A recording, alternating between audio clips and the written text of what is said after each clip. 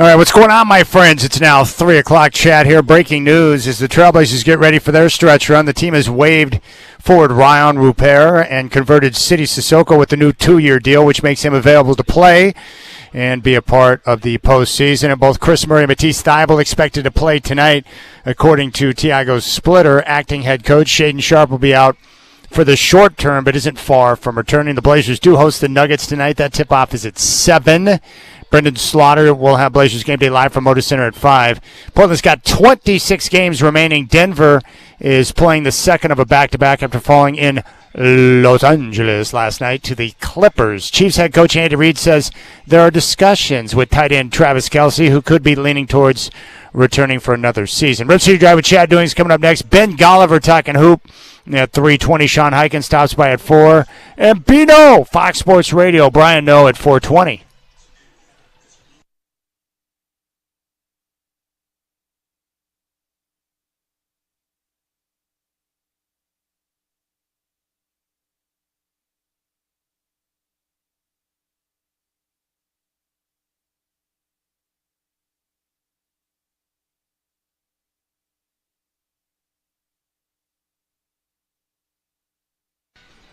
All right, what's going on, my friends? Rip City Drive. You know, it's funny. I mentioned something on the show recently. I talked about my road trip with Isaac down to the Bay Area, and we got back on Tuesday late after somehow making it over the snowy pass by Mount Shasta and then the Siskiyou Pass going into Ashland. We made it. We got back safe.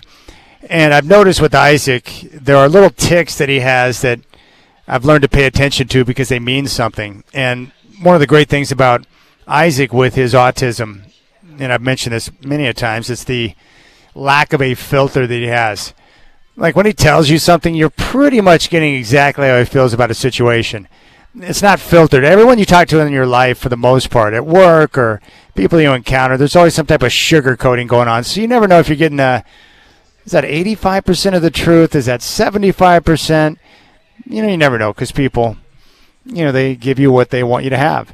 But Isaac gives you everything, the good, the bad, and the ugly. Well, I've also picked up on other ticks. You know, we were leaving Great Wolf Lodge down there, and he had a bag, a Great Wolf Lodge bag. And I went to grab it because I was helping carry his stuff out of the room to get down because we had to go. You know, we were on a schedule and we knew that bad weather was coming in, or at least I knew that. He couldn't have cared less. He wanted us to get snowed in so we would stay down in California. That's what he was hoping, I think. So I went to grab this, you know, plastic Great Wolf Lodge bag, and he was very weird when I picked it up. Like, oh, I got that. And anytime he's very insistent about something, I've learned that means that something could be going on. And so I was reviewing my credit card statement and noticed a couple of charges that came across from the lodge. And I'm like, what in the world's going on here? Well, because I had prepaid for that night. I usually do all of my hotel shopping on the hotels.com app. It's very convenient. You know, you collect key cash or whatever they call it that you can apply to different rooms. So I just find it very simple to utilize the app on hotels.com. Plus you get, you know, better deals typically. So I had prepaid for everything, so I knew that there were certain charges that should not have been coming through. So I placed a little phone call and asked for an invoice so I could review the charges. And when I looked at the invoice, I realized what had happened. He had went down and purchased a bunch of stuff from the store. He got a shirt, and I think a coffee cup and some other stuff. It was like $124. And that was the charge where I was like, I didn't authorize anything. And what I realized is that when they gave, you know, when you go into the park, they give you these little, you know, those, you know, like amusement park bracelets, right? You know, the bracelets that you put on and then you put that little rubber piece through the hole and you fold the other flap over and it like locks on. And they're like impossible to get off. You need like some type of nuclear power to remove them from your wrist, or a gigantic Jagger or some type of knife, or you know, maybe an OJ stiletto knife or whatever you need, but they're hard to get off. Well, they've got a little computer chip in there, and you can just scan the wrist, and it can, you know, charge stuff to the room if that is what you desire. Well, apparently they had his authorized as well to be able to charge things to the room, and so he went ahead and went on a little shopping spree. Didn't bother to tell me, But that would explain why he might have been a little bit weird when I went to grab that bag. And I should have known that. I knew it, but I was in a hurry, and I had somewhere I needed to be, and I was worried about the snowy pass. Like, there were a lot of things going on, and then I look back, and I'm like, that was a red flag. Because he overreacts. Like, as smart as he is, he doesn't understand the art of playing it cool. That's not how Isaac rolls. He's smart, and he's unfiltered, but he doesn't know, because of the social norms and the difficulty he has in that department, he's not good at hiding things. It's a very good thing, right? He's not good at lying. He's very bad at it, actually, and he's not good at concealing things. So anyways, there you go. My son was charging things to the room. Not that I mind. I mean, like I said, when you go to Great Wolf or certain places, you know that you're just going to have a bunch of money flowing out of your pocket. It's like you're going to look in one direction and just a bunch of money's going to fly in that direction. Then you look to your right, a bunch of cash goes in that direction. That's what happens when you go to certain places. Yeah, Disneyland's another place like that. So anyways, there you go. I haven't reached out. He did not bother to tell me, but I did get a text message from him this morning planning other trips that he wants to go on. But no mention of, hey, by the way, Dad, you might see a slight little charge come across your credit card. I didn't get any of that. He just acted like it never happened. So there you go. And there's another great story from Isaac. I still think that people's favorite story of him is when he was up in Bellevue at college, and I got a call from his mom. He's like, yeah, I just saw this $220-something-odd charge come across his account. I'm like, well, what did he buy? She goes, I don't know. Is it Safeway? I'm like, he doesn't need $224 worth of groceries. Well, what had happened is that he had discovered a new food that he liked in the form of salmon. And instead of buying a salmon steak, or, you know how it is, you can go there and buy like a salmon steak or a couple of steaks, he bought a whole flipping fish. You ever seen those things in like the, you know when you're like up at the fish market or you're at a fish market, you know how they've got like the fillets and then they have like a gigantic like full fish like sitting in there? Almost like it's decoration, right? He bought an entire effing fish, a gigantic salmon. And so I asked him about that. I was like, son, what the flip? He's like, oh, Dad, I love salmon, and I wanted to buy some because I feel like a grizzly bear when I eat it. I'm like, what are you talking about? How did you get it back to this Safeway was probably a mile and a half away. Son, how'd you get it back to the dorm? I just lugged it over my shoulder. So what they did is, you know that brown paper that they wrap the fish wrap? You know, they wrap the fish in, right? They wrapped up this gigantic salmon. He just lobbed it over his shoulder and carried it like a hobo back to his room. And then when I got up to his room to help him restock, and I bought him this portable freezer. The freezer, the lid on the freezer barely went down because he had the fish in there and it was frozen solid and it was sticking out like a boat oar. And he thought it was perfectly normal. Son, what are you doing? I know you think you're a grizzly bear and you like salmon. You don't need to buy a whole effing fish. So anyways, there you go. That's the latest. I think that's people's favorite story. I don't think that's funny at all. You're carrying around a full set. What are you, freaking Lewis and Clark? Let me just I'm just wrap it for you. I'm just gonna carry it back to the room. You do that. $224 later. I mean, my goodness. Why do you think? I mean, that's why these chicken restaurants. What are the ones that make the chicken fingers? Cane's? Is that what it is? Raising Cane's or whatever the other place is? Chick-fil-A. All these restaurants that are serving chicken right now, they're killing it. And the reason why is because the cost on chicken is so much cheaper than beef or fish. And a lot of these seafood restaurants, they're going, I can't say that word. They're going teats up because they spend so much money, the cost. But chicken's cheap, but not salmon. $224 worth for a college kid.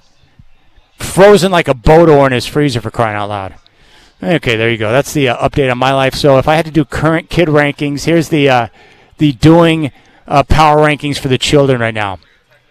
Kaylee is number one, mostly because it's her birthday week and she's been gone almost the entire week, staying the night at her friend's house. And I knew when I called her last night, do you need a ride home? Do you need a ride home? Do you care if I stay another night? As a dad, when the question's coming. They try to work you on this. They want to work you on that. And then they ask you to bring stuff over because they didn't prepare for the 2 nights. The whole thing. So Kaylee's number one. I don't know how she managed to slide back into that spot. Plus, it was her birthday this week, so she's been extra sweet. Puppy Shots is number 2, even though he long-haired dachshunds. The problem is like you got to keep the hair trimmed in all areas, or when they go outside to do certain things, it can create a mess. That caused a problem yesterday. But Isaac is now number 3. He has fallen in the power rankings because of his expenditures without notification. So there you go. Kaylee 1, Puppy Shots 2, Isaac 3. Isaac has on a free fall right now to number 3. It's as far as he can fall, but there you have it. No mention. No mention. Like none. But I go to grab the bag. He's like, oh, I got that one. Well, why? It's just a bag. What do you care? Well, I didn't know at the time that he had gone on a shopping spree using that little wristband. And thanks a lot to the establishment for allowing him to have access. Dang it. There you go. It's just a comedy of errors lately. I had my stuff thrown away to kick off the week at work. Melted down for like 5 minutes. My boss asked if I needed to punch him, and I said, no, I'm good. He goes, okay. So I had my 25 years of radio thrown away on a hard drive. That felt good. And then I find out that my son's just, going hog wild with the wristband at Great Wolf. As if I needed another way for money to fly out of my pocket at that place. Oh, my goodness. All right, 503-248-0620 is your telephone number. 503-248-0620. Here's what we got coming up on the show. Ben Golliver covers the NBA, one of my favorites. He's going to join us here in about 8 minutes. We'll get his outlook on the rest of the NBA season and which teams he think are legit threats to Oklahoma City when it comes to a title. We'll get his take on tanking, but I want to know more about the gambling companies and the communication they had with Skeletor, Commissioner Silver, who is the softest commissioner in the history of my life. The stuff that goes on right now in the NBA would not have been allowed under David Stern, who ruled with an iron fist. And why? Because he knows that you got to keep these guys in line.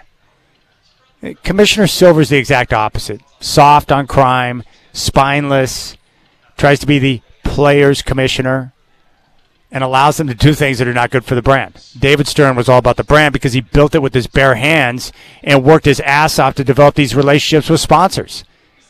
Adam Silver is soft, weak. David Stern was an iron fist ruler, and he didn't care if he upset people or not. He cared about keeping the brand strong, and that's what I'm all about. Are the decisions we're making good for the brand? That's what they should be asking.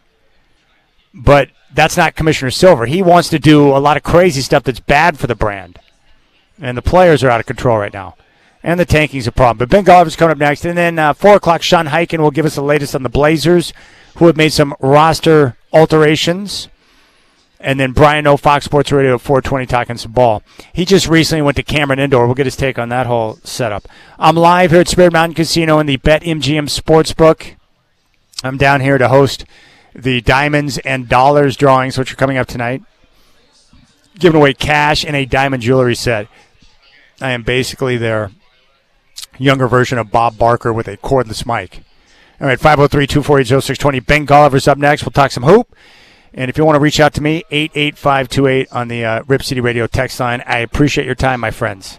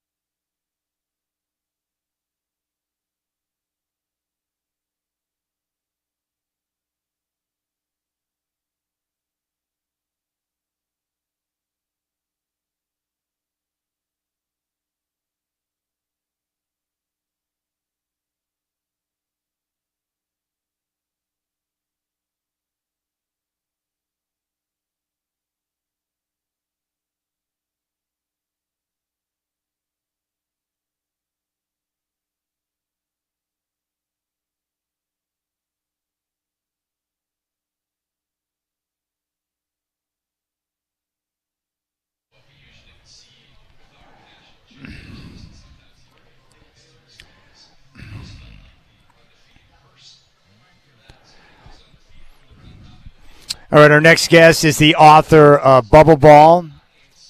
He's one hell of a writer and one of the best covering the NBA. Ben Golliver is back on the Rip City Drive. Ben, good afternoon, my friend. It's great to chat with you again.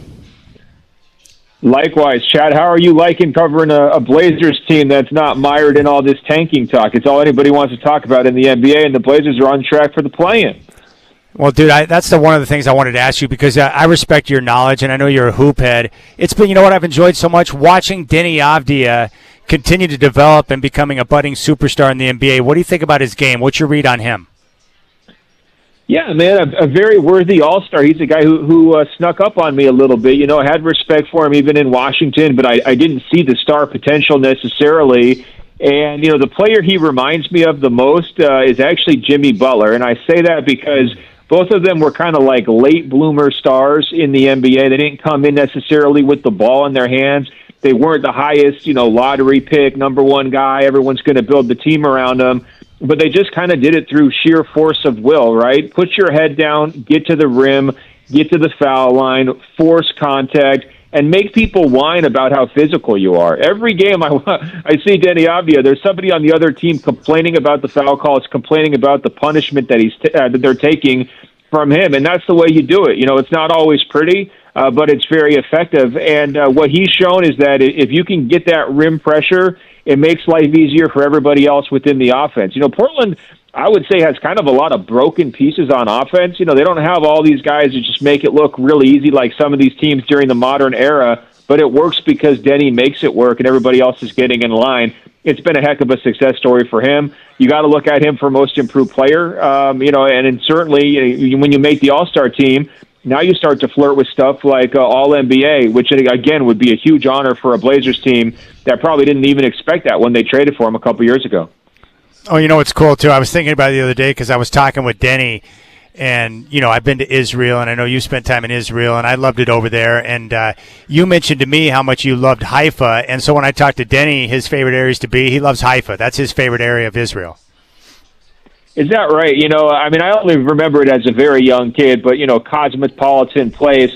I remember, you know, I played for a little bit for the Maccabi Haifa youth basketball team out there, and we didn't ran in circles around the gym. That's all we did. I mean, it was like boot camp, basically. You know, we always hear about, the AAU teams here in America, all they do is play games. They never practice. And it was the exact opposite over there. I mean, it was just drill after drill after drill. I mean, it was almost like a militaristic environment. But, you know, I think they've had some success on the international stage at times with their programs. And, you know, I think he comes from a very interesting background, too, right, where he's got some Eastern European in him as well as obviously being Israeli.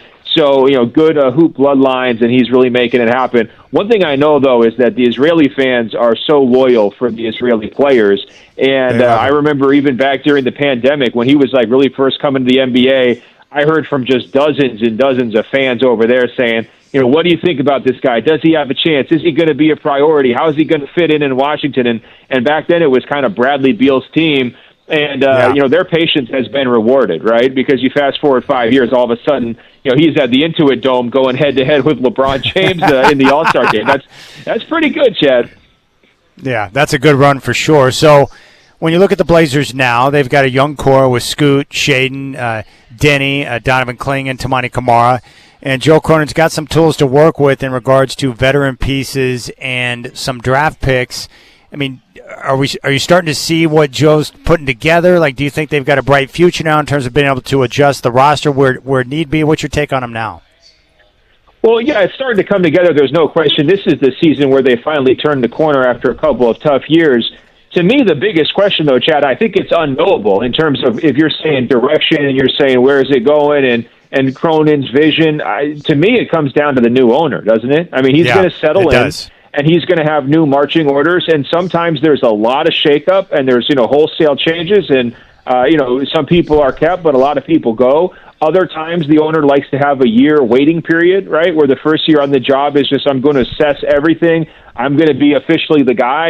You know, it's not Jody Allen's team anymore, and you know, during that assessment period, they take real diligent notes and they kind of learn the business. And then year two is the time that they act. sometimes guys get the team and it's like, hey, we're trading for the biggest name we could trade for immediately. We saw that with the Phoenix Suns, Matt Ishbia going after Kevin Durant basically in his first day on the job, right? So I really can't tell you what does the next 3 years of the Portland Trail Blazers look like. We need to hear more from the new owner, and we need to hear what his priorities are, what his thoughts are. And if I were him, especially coming after an era where the communication from the top for the Blazers, in my opinion, has been atrocious, right? I mean, you just do not hear from Jody. It hasn't been a priority. Communicating with the fan base, trying to sell the organization. I mean, really, ever since Paul passed, that stuff has just been a black hole. It's such a great opportunity for the new owner and his business side people to reconnect with the fan base directly. I would hold community town halls. I would be holding a giant press conference, if not more than one, around whether it's the draft or the after free agency period is done. I would basically have the owner out there doing State of the Union addresses so that all the Blazer Maniacs know what the game plan is and who's leading the show. You don't want this team to get distracted with arena talk, Chad. It's very possible, it goes kind of a sour direction where all of a sudden it turns into this big fight. Oh, does the Moda Center have to be upgraded? How much money does it cost? That doesn't have to be the only part of this equation. The owner of the team should be the number one fan of the team, right? And he should be the number one spokesman for the team. And I hope that's what happens here as the next 6 months unfold. With the vote that's coming up for expansion, do you think that's a formality? Do you think David Stern's putting that vote out there because he knows he'll get the support he needs to add a team in Vegas and Seattle? How do you see that? Well, it seems like it's trending that direction, but there's been other moments over the last 5 years where it seemed like it was getting close and then they backed off at the last possible moment.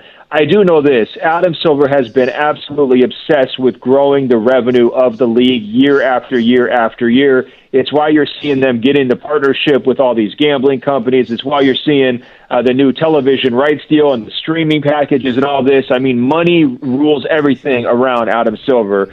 And so if that's the case, the expansion is the easiest way to continue to inflate revenue because you're going to be able to sell those new franchises with huge, huge expansion fees, right? And you've got some cities, Seattle and Las Vegas, that have been kind of waiting, groups kind of waiting to be able to get in. So it seems logical to me. I don't know if I would call it a formality, though, because like I said, they've kind of played footsie here a couple times, Chad, and then they haven't kind of brought it the whole way. So, we'll see. But I think it's overdue. I mean, Seattle, it would just be so great for them to have a franchise. My question, though, is with Vegas, going there for the NBA Cup, they still have to prove it to me that that's an NBA city, I agree. Because they've got football now. They've got baseball coming. It's been a Lakers town, So when the Lakers show up in the NBA Cup, it's awesome. When the Lakers are playing in Summer League, it's awesome. And then when you got some of these other teams, it really doesn't quite draw. Now, would Vegas rally behind an NBA team? Yeah, it's definitely possible. But to me, I kind of look at them in two different tiers. I say Seattle's a no-brainer, and Vegas, you got to prove it to me. Yeah, I'm with you on that. My buddy lives down in Vegas, and he's very suspicious that they'll find the support necessary to be able to support an NBA team. We shall see. Can you shed some light on the concerns that the gambling partners have with the NBA and tanking with Commissioner Silver? Well, look, I mean, this is a situation where everybody's concerned about tanking. And the main reason why is what you saw, and Chauncey Billups is a great example, but Terry Rozier is also a great example. Everybody wants not only a competitive, fair game, but they also need to have a fair game to bet on, right?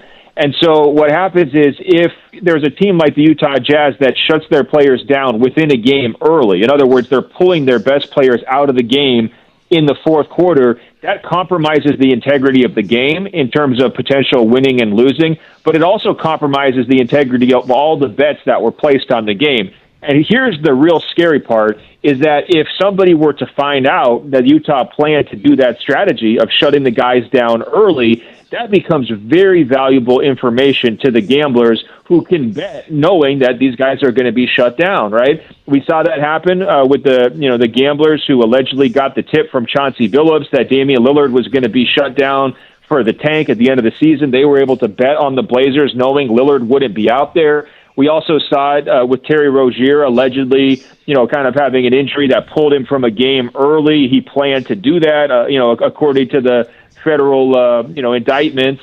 And that inside information winds up, fueling a lot of gambling that ruins it for everybody, right? I mean, at that point, no one has any faith in the system. No one has any faith in the NBA to be something that's fair to gamble on. And so if you have this very outrageous approach to tanking, right, where people are pushing the envelope, they're pulling players out early, it's going to lead to upset gamblers who are, looking at their over-under bets, their prop bets, and they're saying, hey, wait a minute, what happened here? These guys aren't even playing down the stretch. This isn't fair. And eventually that's going to trickle up to the gambling companies who are saying, well, how can we even sell your product if it's not a fair landscape, if you're not doing anything to kind of stop this stuff? And so it's a major concern for Adam Silver. He said in the past that, defending the integrity of the league, is the kind of thing that keeps him up at night, especially when you have all these scandals swirling.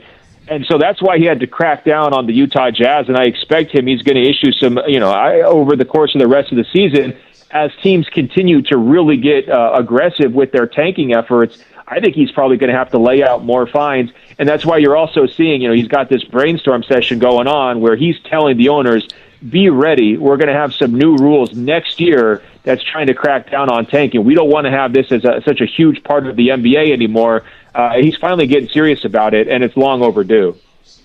We're talking with Ben Golliver here on the Rip City Drive. I appreciate your thoughts on that. It looks like, through my eyes, you've got three teams in the West, Oklahoma City, and you've got who are the other teams? So you've got Denver. Denver, San Antonio. Yeah, San Antonio, those three. In the Eastern Conference, it's New York, Detroit, and Cleveland. Those look like the legitimate title contenders to me. Is there anyone outside of those six on both sides that you think could threaten? I don't know if you had Minnesota in there, but I don't want to overlook them. It's been a kind of an up and down season, but they're the kind of team that's like, do we have to really go all out every single night in the regular season? Because we know we've made the Western Conference Finals the last 2 years. So I think that they could be a little bit of a sleeper where they beat some good teams in the playoffs, man. They took care of Denver a couple of years ago in the playoffs. They absolutely smashed the Lakers last year. And they've got Anthony Edwards, who's playing the best basketball of his career. And they made a little move at the line to get a defensive guard in Ayo Dosunmu to kind of plug a hole in their rotation. So I would put them in the mix too. The key for this year's playoff chase is just who's still left standing. I mean, every team you mentioned practically has had some injury issues this year, right? Oklahoma City, half their team's in the hospital, it feels like. Shea's been dealing with stuff. Jalen Williams has been dealing with stuff. Joker's just coming off a knee with the Nuggets. Wemby missed some time earlier, multiple occasions for the San Antonio Spurs. And in the Eastern Conference, it's just a bloodbath, right? I mean, we're looking at Boston trying to get Tatum back, and the Cavaliers had to trade for Harden because Garland was so injured. So, I mean, injuries are going to shape this race even more so than usual. But what's fun about it is that there are probably 6, 7, 8 teams that can dream of winning a championship. And we even have to look at young teams like Detroit and San Antonio and say, hey, they don't have a lot of playoff success recently, but they could go all the way. It's open enough where they really have a pathway to do it. That's not what we typically expect in the NBA, but in this modern version of the league, the last 5 years, parity reigns. Surprise teams have had a lot of success in the playoffs. And so we have to look at teams like Detroit and San Antonio and say, let's not get hung up on their age. These teams have a real chance. Now, with Detroit, I love watching them play, and I love their physicality. Like, they've been a real pleasure to check out this year. Do you think they're good enough in the half court if they get into a 7-game series and things slow down against a team like New York or Cleveland? Hey, man, you put Cade in the half court. He can play slow. He can play fast. He can play anyway. He's so good. He's so good. He's amazing, and he's right up there with the MVP candidates. But your question is well-founded, Chad, because is there a number 2 guy? Is there a number 3 guy? If every defense is just loading up on Cade and sending him crazy schemes and coverages, they're giving him the Luka treatment, right? Like we sometimes see in the playoffs where they just try to wear guys out. Is he going to be able to make it 4 full rounds of that by himself? That's a very, very fair question, right? But what I love about this team with Detroit, elite defense matters, and it carries into the playoffs. And this Detroit team, they remind me a little bit of the Derrick Rose Bulls. You remember how Derrick Rose just had to do everything on offense, and then everybody else on the team, it was just all about defense and fighting, basically. Like, that was the job. That's what this Detroit team is. It's like you got Beef Stew, you got Duren. I mean, these guys are out there to punish you, and if you want to challenge them, they will fight you, right? That's their identity. And then Cade handles the pretty offensive stuff. It's just a fun group. They're probably a year away, like you're saying. They probably needed to make one swing move at the deadline to add another, really proven like 20 points per game scorer type of guy. to take them up to the top tier, but they do have a chance. I mean, they've had good health, good consistency all season. If that carries over into the playoffs, they're going to be a real problem for everybody. You saw it last night. They smacked New York, and New York wants to be considered a title contender too. Yeah, you make a great point, too, about the parity. 7 straight years, I think it is, with a different champion. I thought going into the season that it was Oklahoma City and everyone else, but I'm with you now that I look around. Like, Oklahoma City does not look invincible now. They could be had maybe by San Antonio or somebody else. Well, look, it boils down to, you don't have collections of the big threes anymore, right? So if you don't have LeBron James, Chris Bosh, Dwayne Wade on any team out there, if you don't have Kevin Durant, Steph Curry, Klay Thompson, Draymond Green, Andre Iguodala, I could go on for days with that loaded Golden State team. Every team is one injury away from being incredibly vulnerable. And with Oklahoma City, we saw even during the playoffs last year when they were playing their best basketball, their offense was good enough to get by, but it wasn't spectacular. They needed spectacular individual play from Shea, and they really needed Jalen Williams to hit a lot of big shots. If they didn't have that, they have a lot of guys who are kind of make-or-miss three-point shooters who tend to miss a lot. You know, they got a lot of guys who you don't necessarily trust to hit those three-pointers. And so with Shea injured, Jalen Williams injured, kind of in and out of the lineup, it's no surprise that they're vulnerable because their offense really comes back to earth. Now, I still love their defensive intensity. I still love their togetherness. They are going to be a really, really tough out for everybody who they play in the playoffs, especially once Shea's back on the court because, he's got a case as the MVP right now in terms of how well he's played this season. But this is not the runaway. I mean, you'll remember last year, what did they have, like a 14-game lead over everybody else? I mean, it was something completely absurd. Right now, they're only 2 losses up on, San Antonio, the number 2 seed in the standings right now. So it's much closer than everybody anticipated, and it should make for a really fun playoffs. All right, Ben Golliver with us here on the Rip City Drive. Ben, as always, man, I appreciate your time. Great to catch up with you. I'm glad you're well, and we'll do this again in the future. That sounds great, Chad. Take care, man. You got it. There's Ben Golliver. Absolutely one of the best, on top of everything. 503-248-0620 is your telephone number. And, I thought going into the season, man, Oklahoma City was going to be unstoppable. But that's not the case, and we have had 7 consecutive years in the NBA with a different team winning the championship each and every year. So it's wide open again. And I think you've got – he threw Minnesota into the mix, and I can see that. What I like about Minnesota, one, they've got Edwards, badass, but their defense. They get after it defensively. And when you can stop teams and rely on your defense, when your offense goes through those stretches in playoff games where you're not making buckets but you can get stops, it puts you in a position to win. So Minnesota could be one of those outside threats. But I do think the top 3 there, San Antonio, Denver, Oklahoma City. And we'll see Denver tonight at Moda Center, which is going to be awesome. I just got to figure out the line has shifted. Denver was like a 1.5-point favorite. Now Portland's a 1.5-point favorite. What's going on? What's going on with that? What's up with that? I just saw that, and I haven't seen the latest on the Nuggets injury report. Nuggets and Trailblazers coming up tonight at 7, and then the Blazers after tonight will be in Phoenix to take on the Suns on Sunday. And Phoenix has been a difficult matchup for Portland this year. Oh, here we go. What do we got? Final injury report.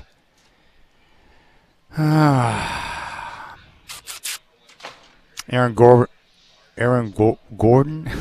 Aaron Gordon is out, and Jamal Murray listed as questionable with a hamstring. So there you go. And it looks like the Blazers are going to be almost at full strength aside from Shaedon Sharpe. All right, Sean Highkin going to join us coming up at 4. I'm live here at Spirit Mountain Casino inside of the BetMGM Sportsbook. Hope you're enjoying your Friday on your home of the Blazers, Rip City Radio 620.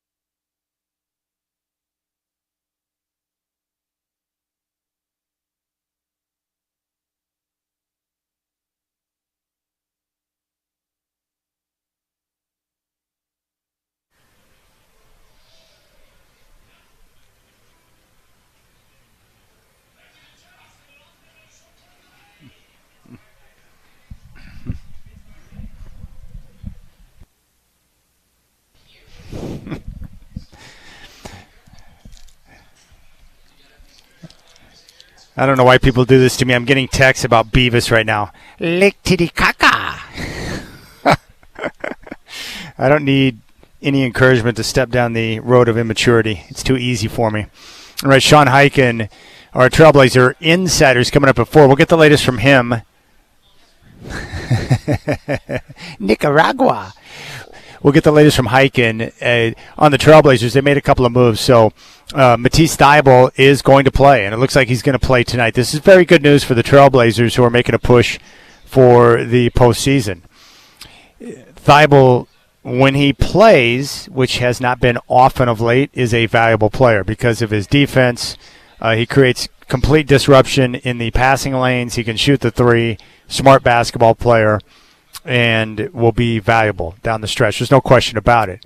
Also, Chris Murray, who's had the lumbar strain or whatever that is, he's, I think, going to play tonight as well. So the team's basically at full strength, aside from Shaden Sharp, who's going to be out, according to Coach Splitter, for the short term, but will be back soon. Now, the other maneuver that they made was, I guess, not too much of a surprise, maybe a bit of one. I didn't think they would make a move once I got the news that Murray and Thybulle were going to play tonight, and that is the team has waived Rayon Rupert, and they have converted Sidi Sissoko, who got a 2-year deal. And so now the Blazers roster's set. No more Rupert, and you add Sidi Sissoko, who's been very valuable to the team this year because he's had to step in and start a number of games, over 20 of them. He's a big body, defensive-minded, and he's just a guy that can be a difference maker for them. Now, I don't know how many minutes he's going to play down the stretch now that everyone's healthy, but if you need him, he's there. So props to Sidi Sissoko for working his ass off and getting the opportunity and getting converted and getting a 2-year deal. He had reached his 50-game maximum as a two-way player, so they had no way to utilize him unless they converted him, and they did. So there you have it. So Sidi Sissoko now is a part of the team. No more Rayon Rupert. And we'll get the latest from Sean Highkin on the maneuvers. But, the team they're sitting pretty now. They went through the roughest of rough patches with a number of rotation guys out of the lineup, and now those guys are back and healthy, which is great. And there you have it. I mentioned this in the update, but it looks like Travis Kelce is probably going to play another year tight end for the Kansas City Chiefs, which means another year of Taylor Swift and all the nonsense that comes with Kansas City. And, of course, Patrick Mahomes. But you know what I say about players. You get one opportunity to play and be a professional athlete. You should play as long as you want to play. As long as a team is willing you to give you an opportunity to play, and as long as you got an opportunity, go out there and do it. And if you're done, you're done. But if you're not and you think you want to play, then play. Because once you shut it down, there's no turning back. So I'm glad that Travis Kelce's in a position where he can make that decision. And if he wants to play, do it. And he's been one of the very best to do it at that position in the history of the game.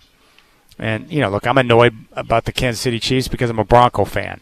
But I respect Kelce. The guy's one of the absolute best tight ends of all time. And if he still has, got some, juice in the tank, then go out and do it. And I saw these. I don't know what it is. Maybe it's just, people trying to gaslight or just create frustration on social media. But there are certain questions that just make my brain hurt, like literally painful. I can't take it anymore. And I want to share this with you. I came across this. It's like, wait, what? What are we doing here? Where is the question? And these are the type of questions that I just can't do it. All right. This came out from conquertheno.org. And it had a split screen picture of Larry Bird and Steph Curry. And it simply asked the question, at their best, who was better? And it's like, why are you asking the question? Anyone that's watched the game or is familiar with Bird and Curry, it's Larry Bird 100% of the time.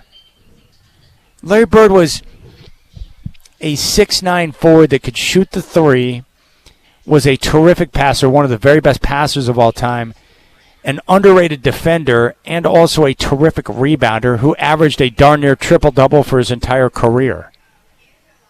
Look, Steph Curry is great. And Steph Curry, the only guy outside of Larry Bird that I've seen shoot the basketball that you can make an argument that's a better shooter is Steph Curry. So in terms of pure shooting, I guess I would lean Curry, but then it's Larry Bird. But everything else, it's Larry. Magic Johnson and Larry Bird were unique because of their size and the way they could play the game at multiple positions and dominate. And I just can't. There are certain things I'm going to go to my grave with. I cannot accept any type of disrespect towards Larry Legend. Not today, not tomorrow, not ever. I'm not going to stand for it. I will go to my grave defending him as much as I possibly can. I will also go to my grave defending John Elway and Michael Jordan in the debate, the ridiculous debate between him and LeBron. Like somehow LeBron deserves to be mentioned in the same breath. Absolute garbage. It's like, what are we doing here? So stop asking the question. Yes, Larry Bird was a better player than Steph Curry, and it's not even close. And that's not even meant to be disrespectful to Steph Curry, who is a great player. I love Steph. But, man, come on. All right, 503-248-0620 is your telephone number. If you want to jump on board, you can do so. Also, there appears to be some resistance to the NBA going back to Seattle. And there's a couple of reports out, but this one here, Washington's proposed millionaire tax, according to reports, is spooking the NBA. It's just one part of a tax stack that would hit founders and small businesses harder than anywhere in America. Well, that's a huge surprise, right? Olympia and, of course, King County, which directs policy in the state, spooking people with the millionaire tax. That stuff drives me crazy, too. Washington, once a great state, but now some of the policies that are being put into place, it's becoming a problem. And exactly when is your fair share more than your fair share?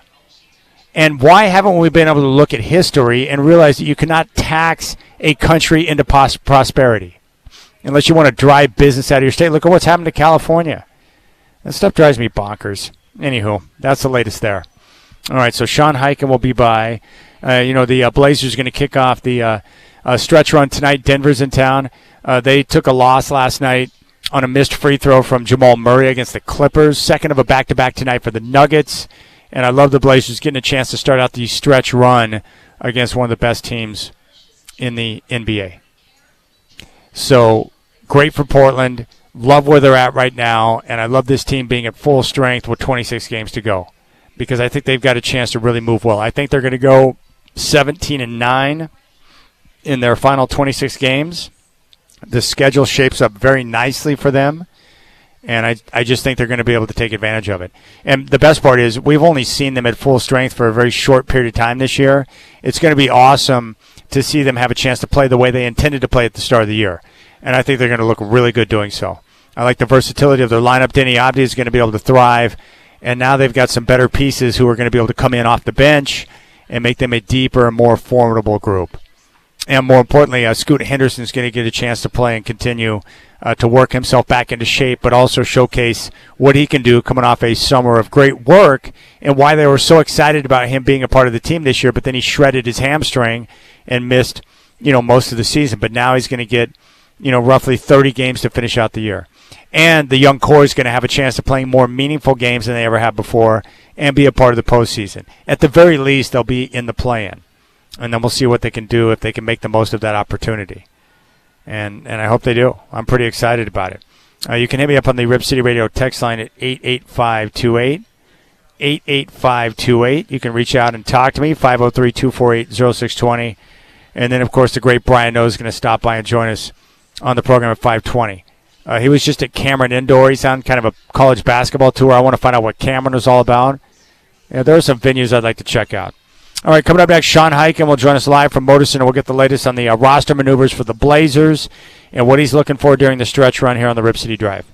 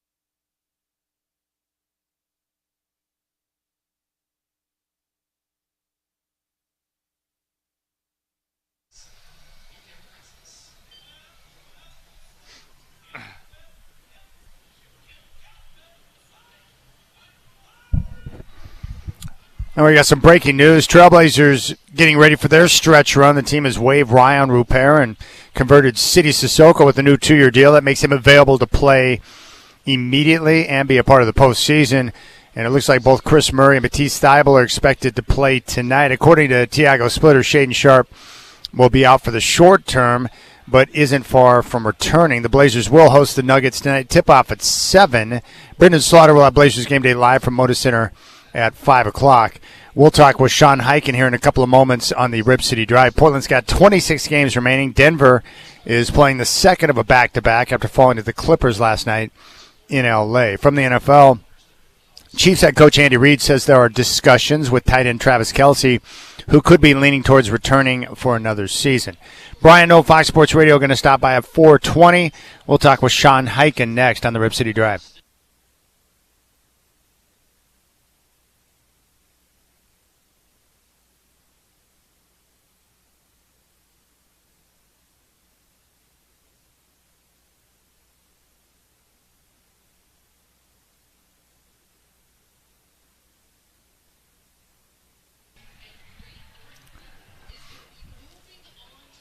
All right, you can read him at rosegardenreport.com. He is the best in town, great independent coverage of your Portland Trailblazers. He is also our insider for Rip City Radio 620. Sean Highkin joins me live from Moda Center. And Sean, yesterday when you put out the report on the return of both Chris Murray and Matisse Thybulle, I was excited, and I didn't expect anything to happen after that because with those guys available, I didn't see a growing need for them to convert one of their two-way players, but we get word today that, Rupert has been waived and they added City Sissoko on a 2-year deal. I'm happy for him. Kind of take us behind the news and your thoughts on that. Well, and I, have said yesterday on social media after we got word that both Chris Murray and Matisse Thybulle are on the verge of a return that it didn't seem, and I got this vibe from training camp, or from practice rather, yesterday, that it didn't seem like there was a whole lot of urgency to do anything with any of the two-way guys. I had kind of been under the assumption this whole time that, and you kind of saw this, right before the All-Star break when they, Sissoko went into that final 2-game road back-to-back, having played 49 games. They held him out they made him inactive for the Minnesota game, and then they played him in the Utah game just to stretch it out. And I had just been under the assumption, they're going to figure out his contract over the All-Star break, and he'll be ready to go for the first thing back. And the thing they're probably going to do there is buy out Matisse Thybulle. So we find out yesterday that Matisse Thybulle is, likely going to be available to play tonight. We don't know for sure, but, it seems like it's heading that way. We'll find that out in about an hour when Splitter talks to us. But I just thought, okay, if Chris and Matisse are both back, maybe they drag out the even doing City for a little bit longer. And, but so then, today we get word that, yes, they are converting City and they're waiving Rayan Rupert and that he's going to be the odd man out and not Thybulle, who I think they want to see what he looks like after having not played since October. So I would have been very surprised. I don't know what's going to happen with Caleb Love, but I would have been very surprised if they hadn't done this with City at some point, just because in addition to not being able to play the rest of the regular season for the Blazers if he hadn't been converted, two-way players are not eligible to play in the playoffs, and City Sissoko in particular is somebody that, let's say these guys get past the play-in and actually make it into the playoffs, that's somebody you want to have available to play for you in a playoff series. And so they were going to have to do that at some point before the season ended. All right, other health news. Tiago Splitter, according to your reporting, said that Shaedon Sharpe will continue to be out for the short term, but it doesn't seem like it's going to be long. What's the update there with Shaedon? That's what Splitter said yesterday. He missed the last 4 games before the end of the before the All-Star break, and he's out for sure tonight. And when he said the near future, I would assume that probably means he'll be out on Sunday again in Phoenix, and then probably Tuesday against the Timberwolves. Honestly, man, with the way this season has gone, with not just with the Blazers, with Drew Holiday missing 2 months with a calf strain, Jeremy Grant missed a while with the Achilles thing, and guys around the league are missing, multiple weeks at a time with these calf and lower leg and soft tissue injuries. whenever somebody has a calf strain, even if it's not that serious, I just assume they're going to be out a month just because these medical staffs want to be extra cautious. And Shaden is somebody that, has been so important to what they've been doing this whole season that they want to make sure he's good for the playoffs if they were to make it. So this is not any kind of official, reporting or intel, but I am assuming that he is probably not going to be playing for that 5-game road trip that they go on after these next 3 games that they have coming up. So that's just my own assumption, though, just given how careful teams are being with these calf injuries and the fact that it's not Shaden's first calf injury even this season. So we don't know. I mean, Thiago didn't make it sound like it was anything kind of, season ending or season threatening, but he did say they're still undergoing evaluations on the calf. So I would imagine it'll be at least a week or 2. Now we're talking with Sean Hyken, our Trailblazer insider from Rose Garden Report. I put out a few days ago on social my best case scenario or my dream scenario for the Blazers for the rest of the year, and that would be to, play out the final 26 games and elevate themselves to the number 8 seed and be in that 7-8 playing game. So you only need to win 1 game to jump into the playoff field and be the 7th seed and get a matchup with potentially San Antonio. But I was surprised. There are a lot of Blazer fans that were resistant to that because they don't want them to give up that lottery pick and have it conveyed to Chicago. So I'll ask you, how do you think the front office might view the value of becoming a playoff team versus the value or compared to the value of that lottery pick that would convey to Chicago if they make the playoffs? I think they're in kind of a win-win spot either way. I mean, it's going to be kind of the same. Look, if the draft pick was that important to them, and obviously, when you're a young team like this and you still need to add talent, and this draft is supposedly really deep, and next year's draft in 2027 allegedly isn't as nearly as good as this year's draft, it's not the worst thing in the world if they got another first-round pick this year. But if you look at what they did, and last year's draft was also considered, with Cooper Flagg and Dylan Harper and all these guys, last year's draft was one that a lot of teams were trying to tank for. And then when they started winning in the second half of last season, you heard Joe Cronin say, we are not going to stand in the way of these guys. If they want to push for the play-in, if they can actually keep winning, we're not going to short-circuit it. We're not going to pull the plug on it when these guys are trying to win. I think their view is the same way. I don't think the Blazers front office, I don't think they'd be upset if they got another lottery pick, even if it's probably going to be the 11th, 12th, 13th pick as opposed to a higher pick. But I don't think they're sitting here saying, oh, I hope we don't make the playoffs. I hope these, Denny Avdia and Tumani Kamara and Shaden Sharp and Donovan Klingon, I hope those guys don't get actual playoff experience, going forward, especially with, the new ownership group about to take over. So I think they're kind of in a win-win scenario either way, but I have not gotten the vibe that the Blazers front office or organization would be against making the playoffs just for draft lottery reasons. Hey, which conversation drives you more insane right now? The Moda Center arena improvements talk, the Trailblazers potentially leaving town, or NBA tanking? Oh God, the tanking thing, I'm just because look, the arena stuff, that's a legitimate news story that, you can land wherever you want to land on what you think the likelihood is of the team moving. There are some that feel that that's, a real possibility. I've never been one of those people, but that's at least a legitimate thing that has, news, is a news development that we're following, how all the arena funding stuff goes. So as much as some of the conversation around it annoys me, it's a legitimate thing that, is legitimate to talk about and have opinions about and whatever it is. And there, I can see what the argument is on both sides there.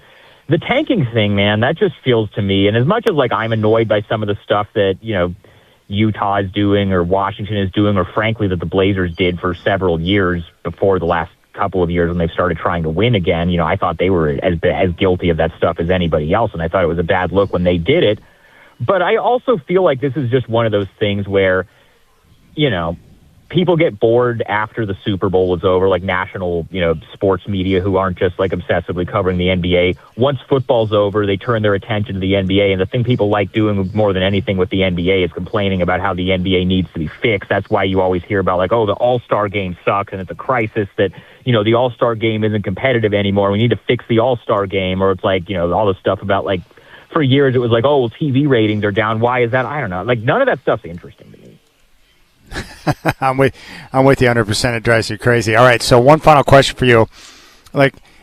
I'm excited about the stretch run because the team's healthy now. So, like, what are you looking forward to watching the most over the next 26 games as they, likely will get a chance to play the way they intended to with health?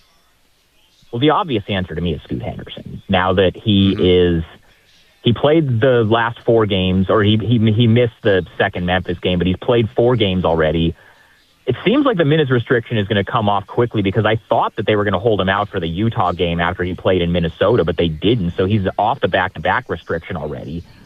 I thought the turnovers obviously were an issue in those 4 games, but other than the turnovers, I thought he looked really good just across the board. And so I want to see, as he gets more comfortable, if he can cut down on some of the turnovers, if he can continue to play like that and start to look like the guy that they thought he was going to be going into the season before he had the hamstring injury, without a doubt, that's the number one thing I'm looking forward to the most over the course of the season is Scoot Henderson staying healthy, getting more comfortable, and continuing to play like he played before the All-Star break when he came back. So that would be my answer there.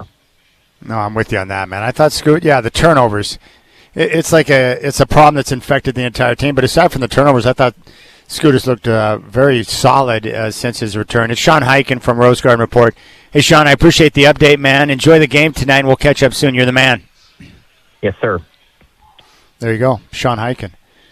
Sean Highkin giving us the breakdown. 503-248-0620. I just saw a highlight. Someone posted a video package from Super Bowl 33 when the Broncos, Elway's last game, when they beat the Falcons. What I remember most from that game was Elway's winning the MVP, and then I remember the Fox cameras panned over to the Falcons sideline during the game, and there was a Falcon player on his knees taking a leak underneath the table. And I can't remember the player's name, but it was just one of the funniest things I've ever seen. I still got the game on videotape. I've got like a full library of VHS tapes of sporting events I've recorded over the years.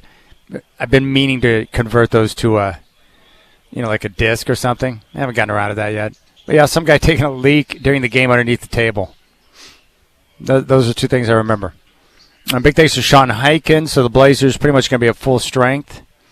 503-248-0620 is your telephone number. I also saw this report. Red Robin has lost 90% of its value over the last 5 years. You can now buy the entire company for just $60 million. I worked at Red Robin back in the early 90s. My first official job was at Red Robin, Vancouver Mall, and that's back in their heyday. They were at their heyday when I was washing dishes and helping with brunch prep. Remember that? They had Sunday brunch. Amazing.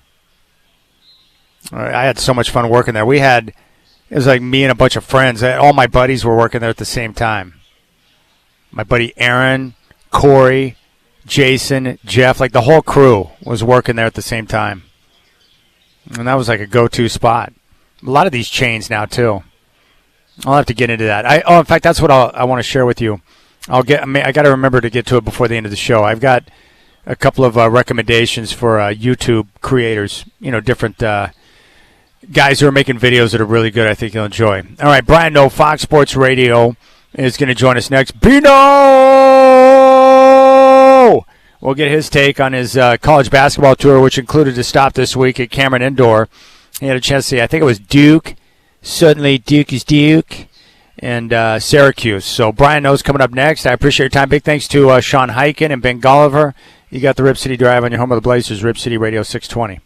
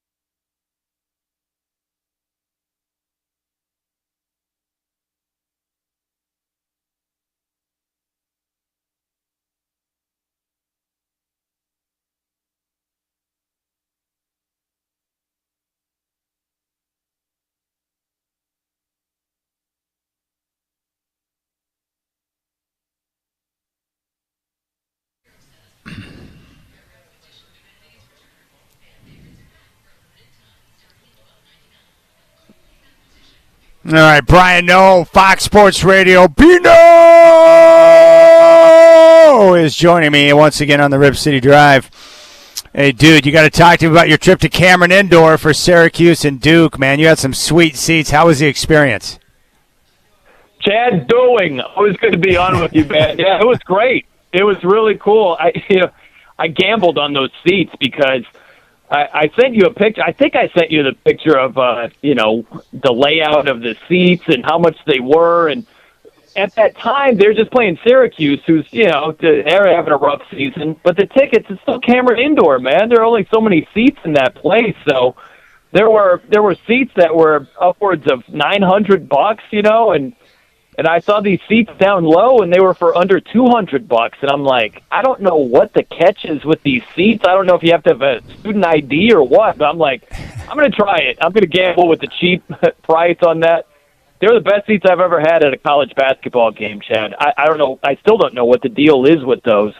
I was right next door to the Cameron Crazies, and it was funny, man. I'll tell you a brief story. When I didn't understand where I was supposed to go, right? It's just like this general admission section. And, the band's playing, I can barely hear anything, and I go to a guy that's there, and I'm like, hey, where do I go? And he's like, anyway, he's like, watch out for the yellow tape or something. I'm like, all right, cool, man. I'm like, I don't know what any of that meant. And so you step up on these bleachers, right? You're just standing on bleachers.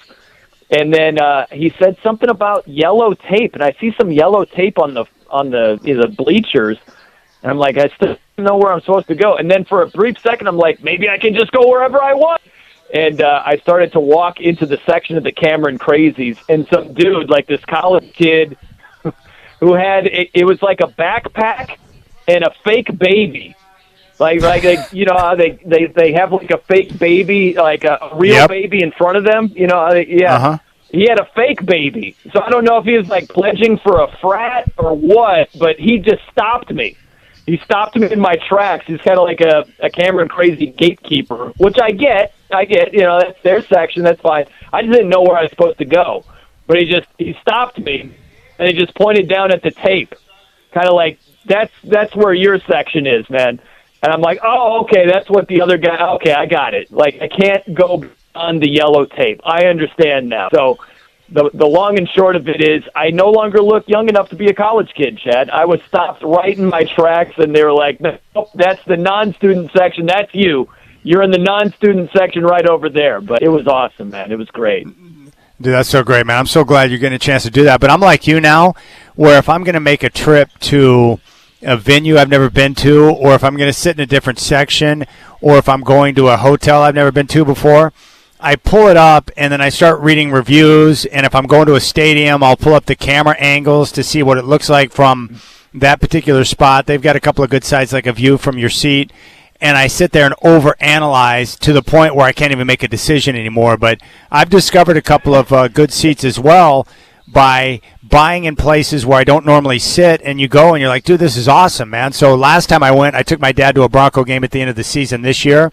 I love the seat so much that I took a picture of the actual seat numbers in the section so I can look to buy in that area again. But I'm the same way you are, man. It's like you never know.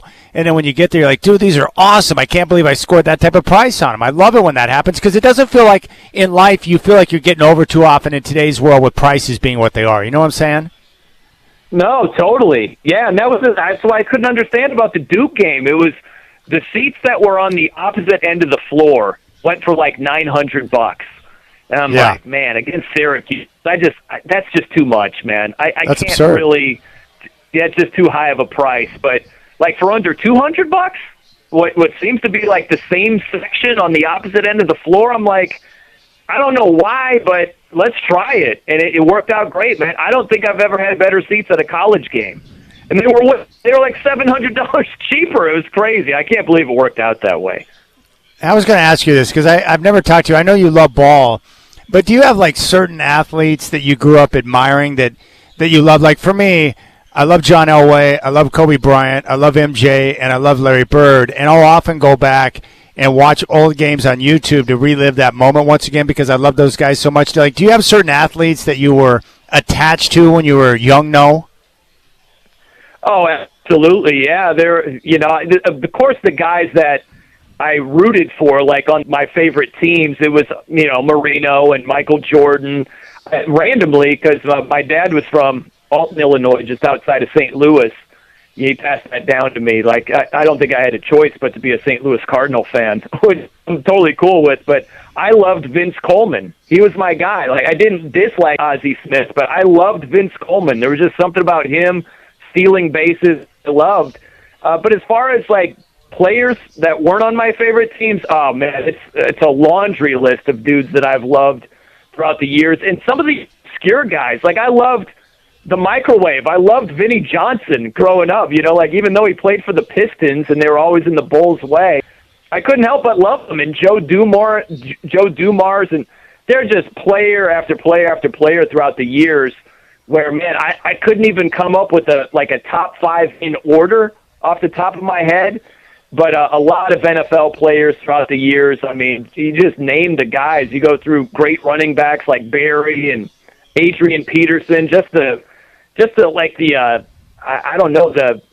fury he ran with, you know what I mean? Like he just ran so angry, like he was angry at the ground, so there have been so many players I've loved to watch throughout the years, but yeah, I'm a lot like you. Like even if there was a player from a rival team, if they're that great, you can't help but appreciate them, even though you might have rooted against them, you had to appreciate them. Yeah, there are definitely certain guys like that. What's funny about that Cardinal team? When I was growing up in Oklahoma, the closest pro team to where I lived was the St. Louis Cardinals. And so I was a huge fan of those 80s teams with Ozzie Smith and Whitey Herzog and Vince Coleman. And one of my favorite guys was Willie McGee, who I thought was awesome, and Jack Clark. So I grew up watching those teams, man. And I thought it was always awesome when Ozzie Smith would take the field on opening day and do his somersault where he was flipping around in the air. Like, he was larger than life to me. I love those squads, dude. They were fun to watch. They were a lot of fun. I'll tell you two things that made me think of it. It goes back to my dad. He used to say with Willie McGee, he was like, a man so ugly, he's pretty. So I always think about that with Willie McGee. And then I went to the Pro Football Hall of Fame with my dad a number of years ago, and we went to a baseball game while we were in town. And we went to, it was a Royals, and at the time, Indians game, right? We went to Cleveland. And I just said, because, the Cardinals aren't playing, I'm like, who are you rooting for? Do you want any of the teams to win? And, he just kind of paused because of 1985 when the Cardinals got screwed. And he was like, B, ever since 85, I have had a real hard time rooting for the Royals. So he's like, I'm like, okay, I get it. You're for Cleveland. But I'll always think about that. That was a fun time, man. The Pro Football Hall of Fame and seeing a baseball game. That was some good times with my dad for sure. Oh, that's awesome. We're talking with Bino, Brian O, Fox Sports Radio here on the Rip City Drive. I wanted to ask you about Kevin Durant and the burner account accusations that came out where he was just throwing teammate after teammate under the bus, including coaches and a variety of different guys around the NBA. It was pretty wild. And the crazy part was when he was asked about it, he didn't deny it, Brian. He's like, no, I'm not here to answer anything about Twitter nonsense. I just want to focus on the rest of the season. I thought that was amazing. Yeah, a no comment that's a pretty big comment, don't you think? Because if that wasn't him, why would he not say, no, that wasn't me? Why would he just keep that going if it wasn't him? That just wouldn't make any sense whatsoever. So it'd be, I don't know, if you're married or you're out with your significant girlfriend and she's like, do you find that girl attractive? And you're like, no comment. You know what I mean? Like that. You're saying a whole lot by saying nothing right there. So I just thought that was pretty telling that KD, if that wasn't him, he would just come right out and say it wasn't me, right? You'd have to say that. You would have to. I thought the most amazing one was when he said the Suns are Book's team when we win and they're my team when we lose. Like just openly cracking Suns fans and Devin Booker all in one swoop. Amazing.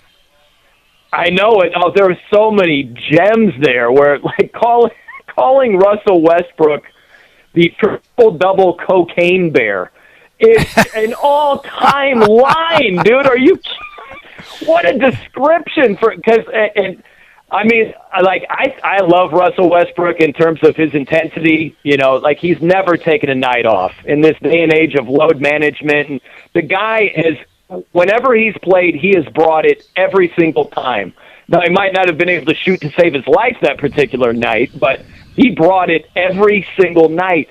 And that, like, even though it doesn't sound like a compliment, in a roundabout way, it kind of is, because he does kind of play like the cocaine bear from the movie.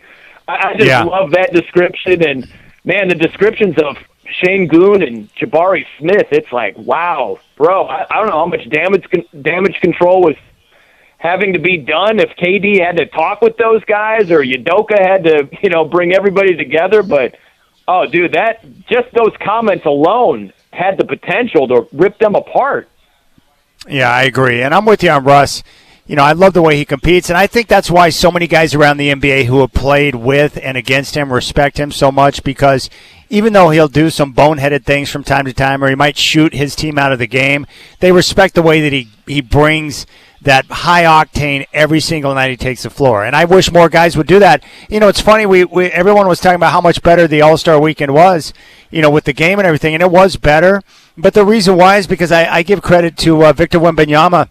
His willingness to go out there and compete on both ends, I think, inspired the guys around him. And it's so funny. It's like, when you play hard and compete, people are going to want to watch. It's very simple.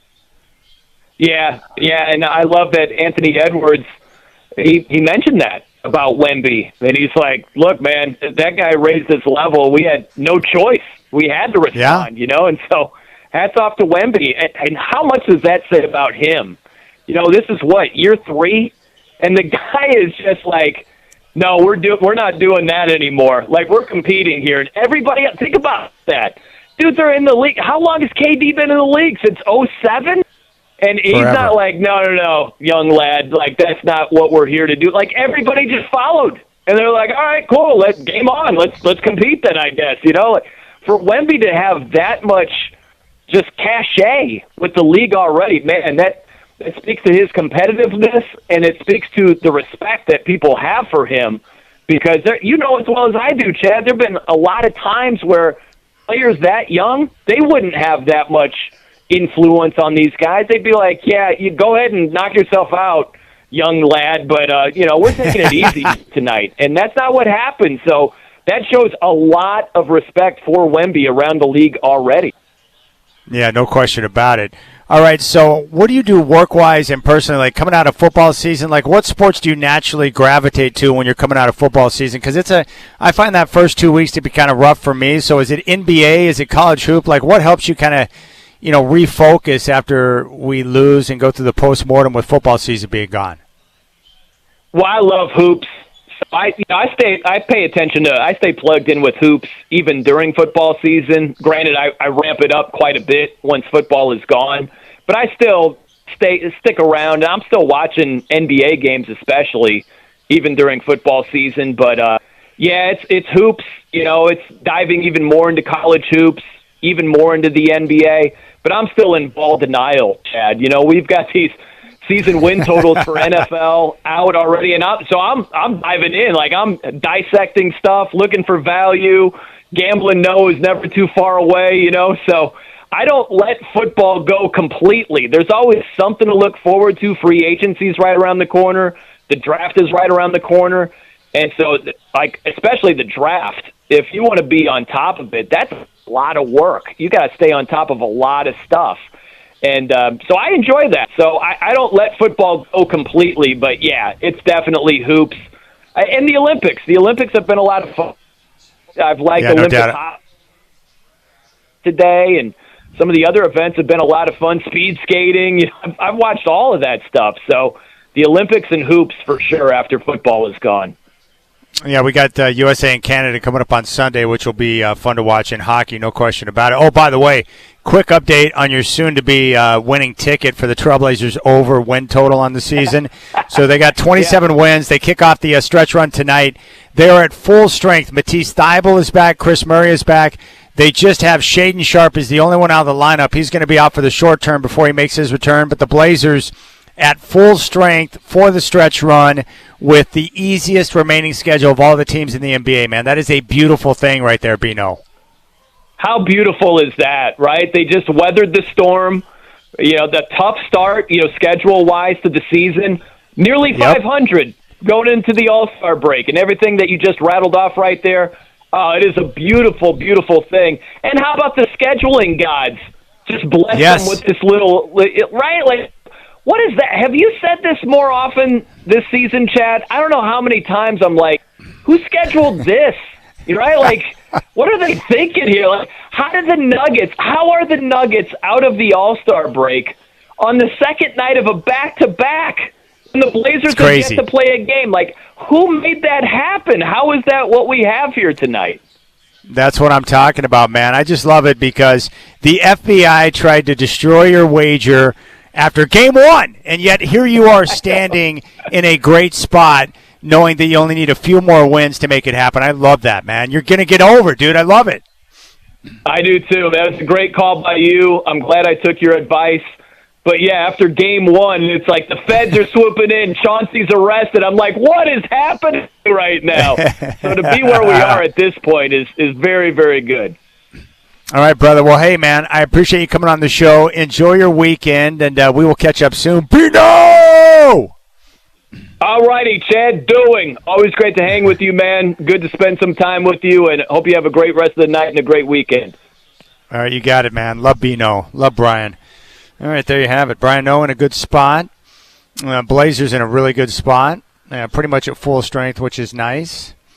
And the Blazers going to be in action tonight taking on the Denver Nuggets.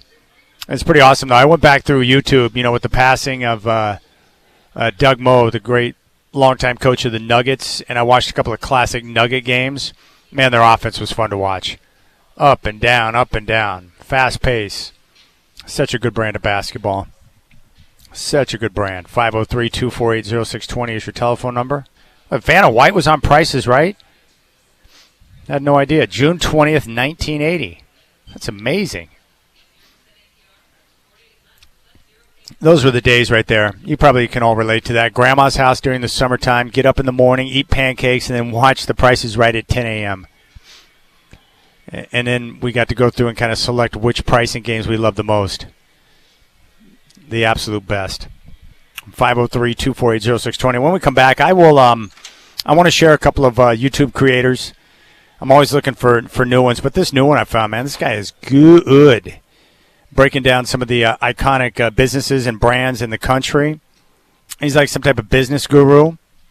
So I love him. But, man, YouTube is just stockpiled with all sorts of different things. And I love getting stuck in YouTube mode. But this business guy's been good. And what I did on the road trip and with Isaac is I went through and I had a chance to listen to all of them because we're on the road for so long. So we just went from little short video to little short video and listened to it. The Bluetooth in the car, like what a game changer that is. And I'm telling you, man, if you want to do yourself right, just subscribe to YouTube Premium. I think I pay like $12.99 a month, and it gives you access to all the videos you want with no commercials. And when your phone, goes into a dark mode, the videos still play. And I just run it through the Bluetooth in my car. Like if I'm traveling, I can listen to different, podcasts, different videos, different interviews. I've been listening to a lot of Up Close, old episodes of Up Close with Roy Firestone that are on YouTube. I listened to one of Lyle Alzado right before he passed away. Listened to one with Vince Scully. Like, there's so many good things. But, man, the YouTube Premium is the way to go. Because there's nothing worse than firing up a video and you got the commercial and you got to skip and then it jumps into a commercial mid-video. It's really not a cool thing. I'm just telling you, man, of all the things, all the streaming dollars, that we pay for this service or that service or whatever, just get the YouTube Premium. And I've still got access to, I don't even know how I'm doing it. I have like free, I don't even know who's paying for my Netflix. Do you have that problem? I've had free Netflix for years. I don't even know who's paying for it, but thank you, whoever that is. All right, so we'll come back and talk a little YouTube. And then standing by is the one and only Brendan Slaughter, who's going to have Blazers game day. If he is available to connect, we'll talk with him as well. So I appreciate your time. You got the Rip City Drive, Chad Doing live from the BetMGM Sportsbook at Spirit Mountain Casino.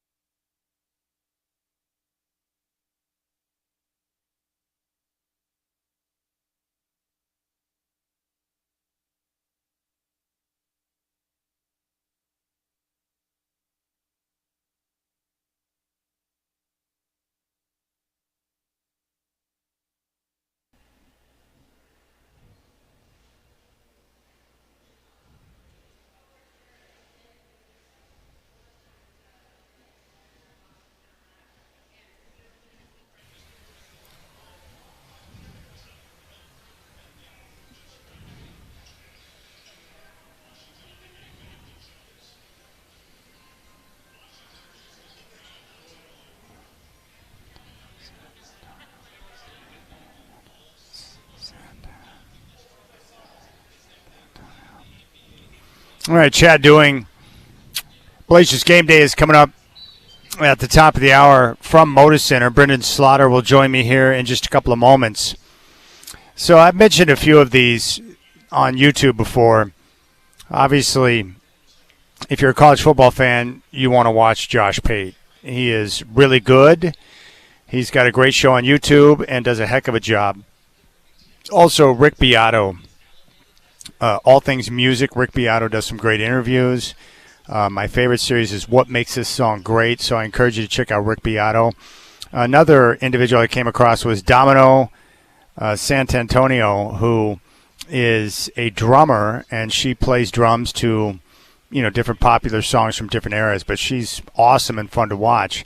But one of the ones I came by recently is a gentleman named Michael Girdley, Girdley, and he's basically an entrepreneur. And, he's founded many businesses. He has been an advisor. He's gotten some different things together. But what he does now is he's got this YouTube page where he puts together videos. His whole goal is pretty simple. It's, to help entrepreneurs, with different stories and different things that have gone down so that you can learn from the successes and the failures to be better as you continue to move forward. And so he's packaged these videos together on different iconic brands in the United States of America. He just did one on Sega. What went wrong? He recently did a video on Kraft macaroni and cheese, the rise and the fall. AOL. He did one on teen jobs, which was fascinating, and I would encourage you to check that one out. And how, when I was younger, I mentioned I worked at Red Robin as a teen. That was my first job, and it was awesome. And I learned how to operate in a work environment, wash dishes, did food prep, and then transitioned into busboy. I really enjoyed it. It was fun, but there's a variety of different things that are impacting that now with migrant labor. A lot of seniors now who are retired are taking, those jobs that used to be held by teenagers. So that was good. I really love the one he did on Long John Silver's. He's done one on Starbucks. Anyways, he does a whole bunch. MTV, MySpace, BlackBerry, the Ford Lightning. He also did one on the rise of Din Tai Fung, which is arguably the most successful restaurant in the world, Lego, and Red Lobster. So I would encourage you to check it out. But Michael Girdley is terrific. Now, if you're into a real crime, 48 Hours has got a great YouTube page up where they post episodes. If you are looking for a gambling fix, Sharp or Square, a really good podcast, which is part of the Volume Podcast Network. So there's just so many options out there. But Michael Girdley is the one I would recommend right now. Really good. And if you're into business or looking for something to make your brain work a little bit, I would encourage checking him out. All right, let's bring on Brendan Slaughter, who's got Blazers game day coming up at the top of the hour. B, what's up, my man? What's up, Chad? How you doing? How's life down at Spear Mountain, my brother? Everything is great, buddy. I'm looking forward to the Blazer game tonight. So we got some news. City Sissoko has been converted to a full contract, got a 2-year deal. They waived Ryan Rupert. And it sounds like the team's getting healthy with the expectation that we could see Chris Murray and Matisse Thybulle in action tonight. Absolutely. I mean, you talk about the news with City right off the bat. Well-deserved for City. Obviously, wishing Ryan the best moving forward. But to your point, Chad, looking at the Blazers injury report and seeing Chris Murray, who's been on the shelf with that lumbar strain for a while, listed as questionable, and then Matisse Thybulle, same thing, whether it was his injury earlier than the knee injury that kind of flared up later. That would be awesome to get those guys back. We'll be looking forward to hearing what Tiago Splitter has to say about those guys. Yeah, I'm looking forward to that. And I'm just excited to see this team, with 26 games to go at full strength, getting a chance to play, more of the style that they intended to play at the beginning of the year when they were healthy. And we're going to have a chance to see that now with all these guys coming back. Oh, certainly. I think you're going to see that style, that maybe breakneck pace a little bit. I look at the Nuggets coming off the second night of a back-to-back compared to this being the first game for the Blazers. I wouldn't be surprised to see them run a lot in this game, Chad, try to get out and play. And to that point, I'm definitely excited because, you mentioned obviously getting back into rhythm. I'm excited to see a guy like Vit Krejci now that he's had a little bit of time to get more immersed in the offense, the defense, and obviously, everyone getting healthier. I think there's a lot to be optimistic about with this Trailblazer squad. I'm excited for tonight. So what do you got coming up on game day for us? What are you going to focus in on, brother? Yeah, we got a couple things. We're going to talk about how the Blazers definitely have an advantage on the boards tonight, need to take advantage of that. We'll talk about how Denver likes to score. They lead the NBA in scoring, lead the NBA in three-point percentage, so the Blazers will either need to match that scoring outburst tonight or be better on the defensive end of the ball. So that's going to be a couple things we'll look at. We'll also be hearing from Michael Holton. Caught up with him a little earlier this week, so excited to play some of that for the folks as well, and getting you guys ready for this matchup with the Yoker tonight. Oh yeah, it's gonna be nice. I was looking. I've been trying to find the latest injury report. Is Jamal Murray listed as questionable? Because I've noticed a line shift where Portland was a 1.5 point dog, and now they're a 1.5 point favorite. Yeah, you're spot on there, Chad. I found that out just as I was settling in. Jamal Murray is questionable with a right hamstring tightness, so we'll be keeping an eye on that as we get closer to tip-off, too, because that could be a big sway, obviously, in how this game goes, because Jamal Murray's a heck of a player. Oh, he's so good. And the Blazers' first 3 games out of the gate, tough. Denver tonight, at Phoenix on Sunday. That's been a tough matchup for them this year before they come back home for a game against Minnesota. So the schedule as a whole, the final 26, very easy, or comparably speaking, to the first part of the year. But the first 3 games are tough. Oh, it's very tough, but I think we're going to find out. We want to see if this Blazer team, now that they're starting to get back to full health, can make that push, Chad, towards, rising up the standings, and you got to beat some good teams. And I think out of these next 3, if the Blazers could find a way to get 2 wins out of the next 3, I think that'd be enormous. All right, Brendan Slaughter's got Blazers game day coming up here in a couple of minutes, and he'll have 5th quarter tonight following the game, so be sure to tune in on your home of the Blazers, Rip City Radio 620. Enjoy the game tonight, brother. Appreciate you, Chad. Have a good rest of your night, too, and make sure you stay locked into Rip City Radio. All right, you got it. All right, that's is that Michael McDonald? What's up, Michael? I love Michael McDonald. All right, taken to the streets. Big thanks to our guests today, Ben Golliver, Brian Noe, and Sean Hyken. I appreciate all of you. Enjoy your weekend, my friends. I'll talk to you on Sunday. Blazers tip off with the Suns at 5. And I'll have the network pregame show at 4 o'clock. Coming up next, it's Blazers game day, and then tip-off with the Nuggets and Blazers from Moda Center at 7. You guys have a good night, and I'll talk to you on Sunday.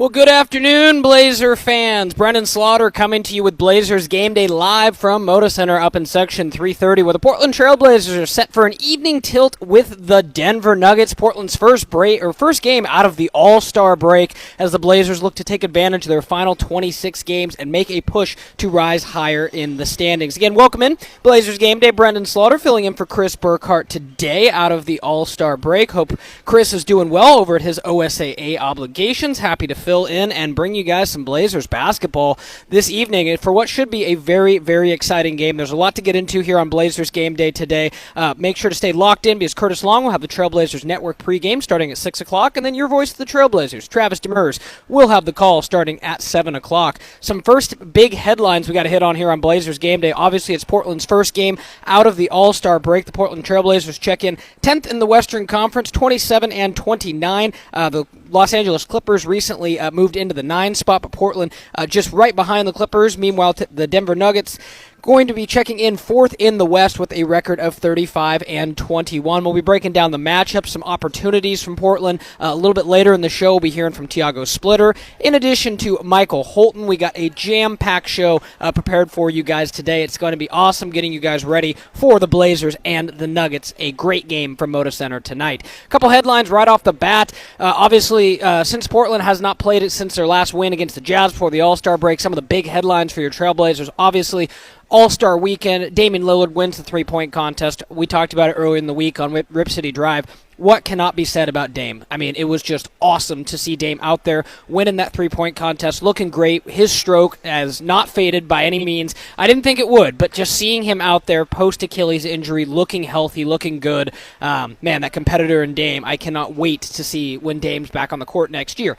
But nevertheless, that's next year, folks. Obviously, Denny Avdia was the Blazers All-Star. It's nice to see Denny get in there. As Chad mentioned earlier in the week, too, with it being Denny's first All-Star, I wouldn't read too much into the fact he didn't necessarily light up the stat sheet. It was, Denny getting there, seeing the experience of it all, and I think as he, gets more All-Star nods as time goes on, he'll be more comfortable in those settings. But that was great and an awesome, well-recognized honor for Denny Avdia. Then Donovan Clingan and Young Hansen representing in the Rising Stars contest. Congratulations to those two guys as well. And then the final big headline of today was that the Blazers have converted two-way player City Cisco to a standard deal and have waived Ryan Rupert, the team announced today. Sissoko has averaged 6.5 points, 2.6 rebounds, and 1.5 assists per game. He has started 24 of the 50 games for the Portland Trailblazers. And again, best wishes to Ryan Rupert. He had some good moments this season as well. Obviously, Portland was in a bit of a conundrum with two-way players, both Love and Sissoko, as they were looking to see what they were going to get done there. Caleb Love, as of now, still remains on the two-way contract, but nevertheless, Sissoko now is converted into a full deal, and excuse me, it was absolutely well-deserved for City, too. You talk about a guy who's maybe the stats don't, reflect his full value, and this is a guy who's become a menace on the defensive end of the floor. There's been a couple times where you could tell he's picked up some things from Toumani Camara, who obviously is already very well-known on that side of the ball, and I think his ability to step up and start games when needed, he's long, he's a disruptive defender. When the three-point stroke is falling for him, he can be an even more impactful player, and I'm really happy for City. He worked his butt off, and obviously here he is getting a standard deal, and that's going to be great for City moving forward. So that's pretty much the latest as far as news and notes for the Trailblazers coming out of the All-Star break. And just a couple others we want to mention here on Blazers Game Day. Make sure you stay locked in to Rip City Radio 620 and Blazers Game Day with Brendan Slaughter before we kick it over to Curtis Long for the Blazers pregame. A couple other notes getting you guys ready for tonight's matchup with the Denver Nuggets. As we mentioned earlier, it is Portland's first matchup out of the All-Star break, but it's Denver's second. The Nuggets actually kicked off play last night along with a handful of other NBA teams, and they fell to the Clippers 115-114. We mentioned the Clippers recently rising above the Blazers in the standings. This win over the Nuggets helped them do just that in the temporary, as the Clippers, again, took the 115-114 victory. Standouts in that game: Jamal Murray, 20 points. Nikola Jokic, 22 points. Cameron Johnson, 18 points. Julian Strawther, 18 points. And Bruce Brown with 19. And the Nuggets fell by just 1 point to the Clippers behind a star performance from Benedict Mathurin with 38 points off the bench for the Clippers in that matchup. Denver still won their season series with the Clippers, but nevertheless, Denver will be coming into Portland tonight definitely feeling a little gassed, right? I mean, back-to-backs are never easy, especially when you have to play tough teams, and I would put the Clippers in there. They're rising up the standings, too. The Clippers have been playing better basketball lately, and obviously this will be a challenge for Denver, and I think that's where Portland can take advantage. A little bit later in the broadcast, we'll be kind of diving into where we think there are some statistical advantages for the Trailblazers. We'll also talk about some keys to the game as well. We'll also be catching up with Michael Holton and Tiago Splitter as well. But a few other notes in this matchup. The Trailblazers are 21-16 in their Western Conference games this year. Portland is second in the NBA with 14.3 offensive rebounds per game. That's obviously buoyed by DC Donovan Clingan in the middle, averaging 4.5 offensive boards per game. We'll talk about that a little later, but rebounding is a big-time advantage for the Blazers if they can capitalize tonight.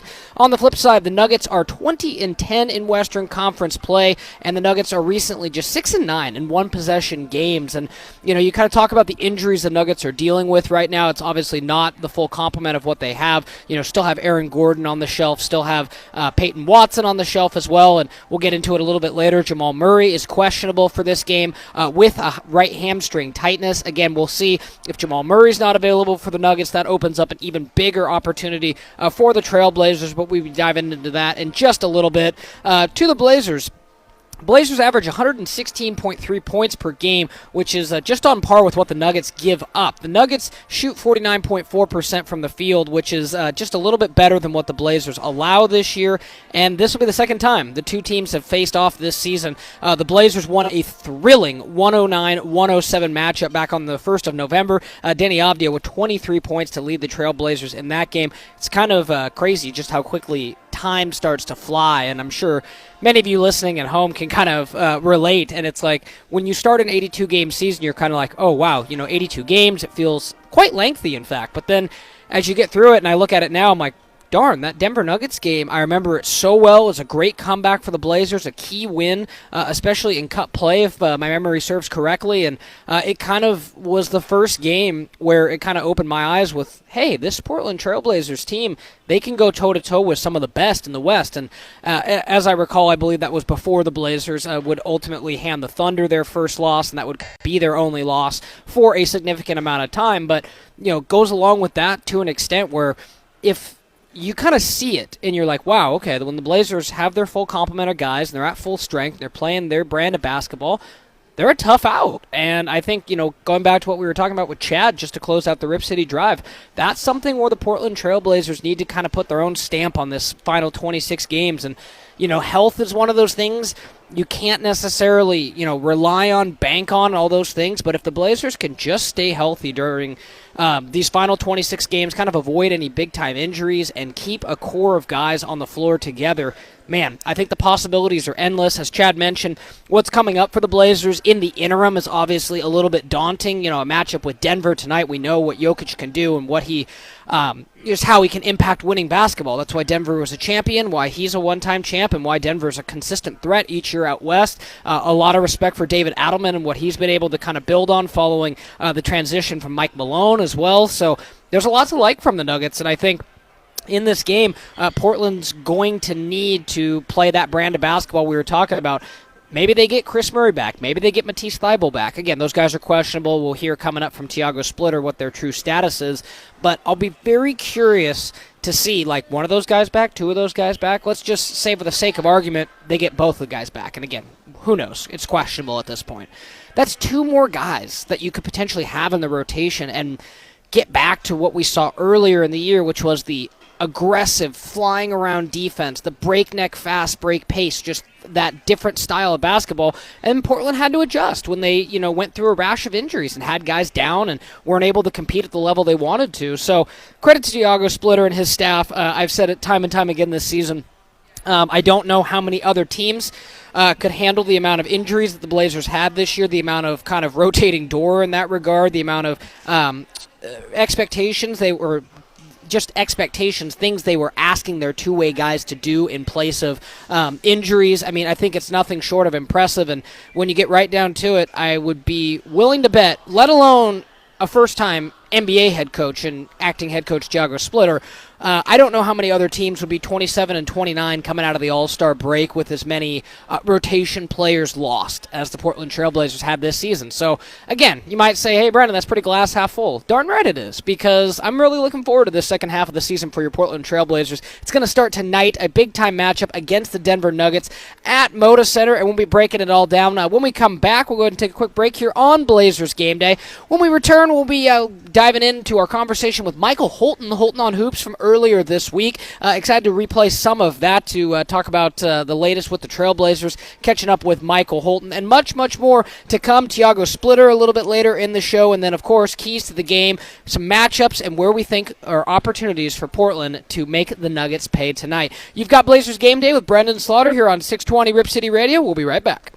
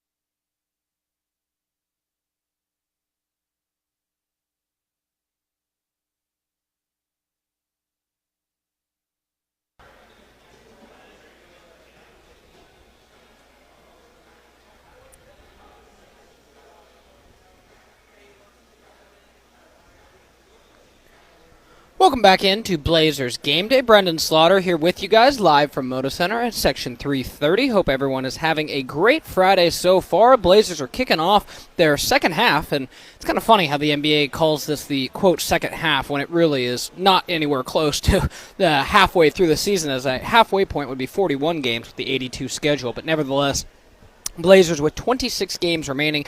Very excited for this final push for the Trailblazers. They'll be getting healthy, which is absolutely astounding for the Trailblazers after the season of just, injury frustrations, I'll just say, to say the least. But again, we'll be catching up with Michael Holton here coming up in just a few minutes. And then a little bit later in the show, we'll be hearing live from Tiago Splitter ahead of tonight's matchup. But a few notes from this game, including the injury report as we currently know it. Let's look on the Blazers side first, folks. Obviously, as we expect, Damian Lillard out, minus participating in the three-point contest. Dame is out for tonight's game and this season, and is joined by Shaedon Sharpe, who is still out with that left calf strain, suffered a little bit before the All-Star break. TBD on when we'll see Shaedon back in the mix. Obviously, calf strains are a little tricky. They can be a little bit longer recovery, but Shaedon is out tonight. But the good news for your Trailblazers, Chris Murray, who has been on the shelf for some time with a lumbar strain, is listed as questionable for tonight's matchup. And Chris Murray, let's just take a look back here to see the last time he was in action for the Trailblazers. He has not played since January 5th, back when the Blazers took down the Utah Jazz. Played 27 minutes in that game, but again, as I've mentioned before, folks, I'm not a doctor, but a lumbar strain does not particularly sound like something fun. Sounds like sitting could be difficult, moving could be difficult. So that's great. The possibility of Chris Murray being back in the action tonight. As soon as we get an updated look at the injury report, we'll pass that along to you guys. Then additionally, Matisse Thybulle is questionable after being out for the last bit of time with right knee tendinopathy. That was obviously after the thumb injury earlier in the season that required surgery. Once he was back from that, the right knee tendinopathy kind of flared up on him, and he's been out for the last bit of time as well. However, considering the moves that the Blazers made today, I think this was kind of expected, right? We knew that they would maybe need to open up that roster spot to convert either Caleb Love or City. They went the path of City, and to do that, you knew you would have to open a roster spot. And we've kind of talked about it.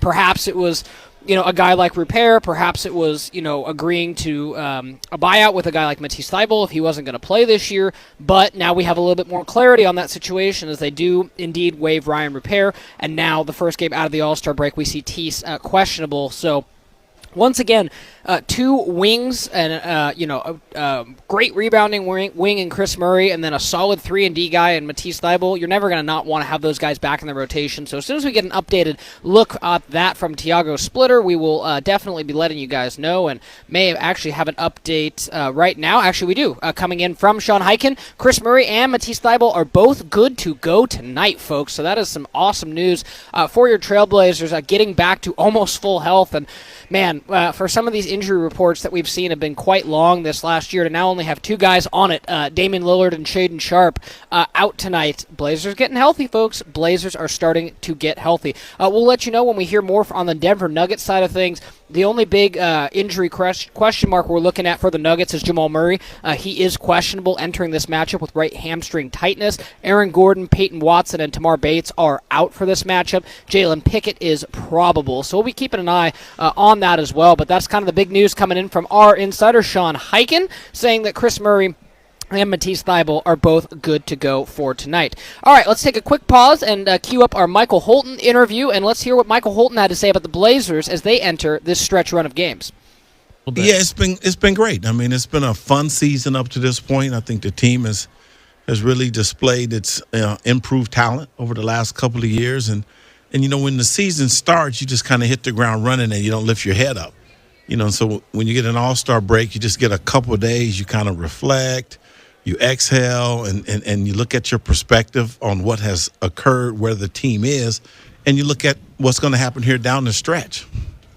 Yeah, it's one of those things, too, Michael, where obviously we're going to kind of get into the Trailblazers, the stretch run, the 26 games left, but I got to start with the All-Star weekend. And it just seemed to me, beyond, the awesome news, because I'm sure you, like many of us, were kind of surprised to see that Dame was going to be out there and going to be in the three-point contest. And for him to go out there, not just play well, Michael, but win the darn thing.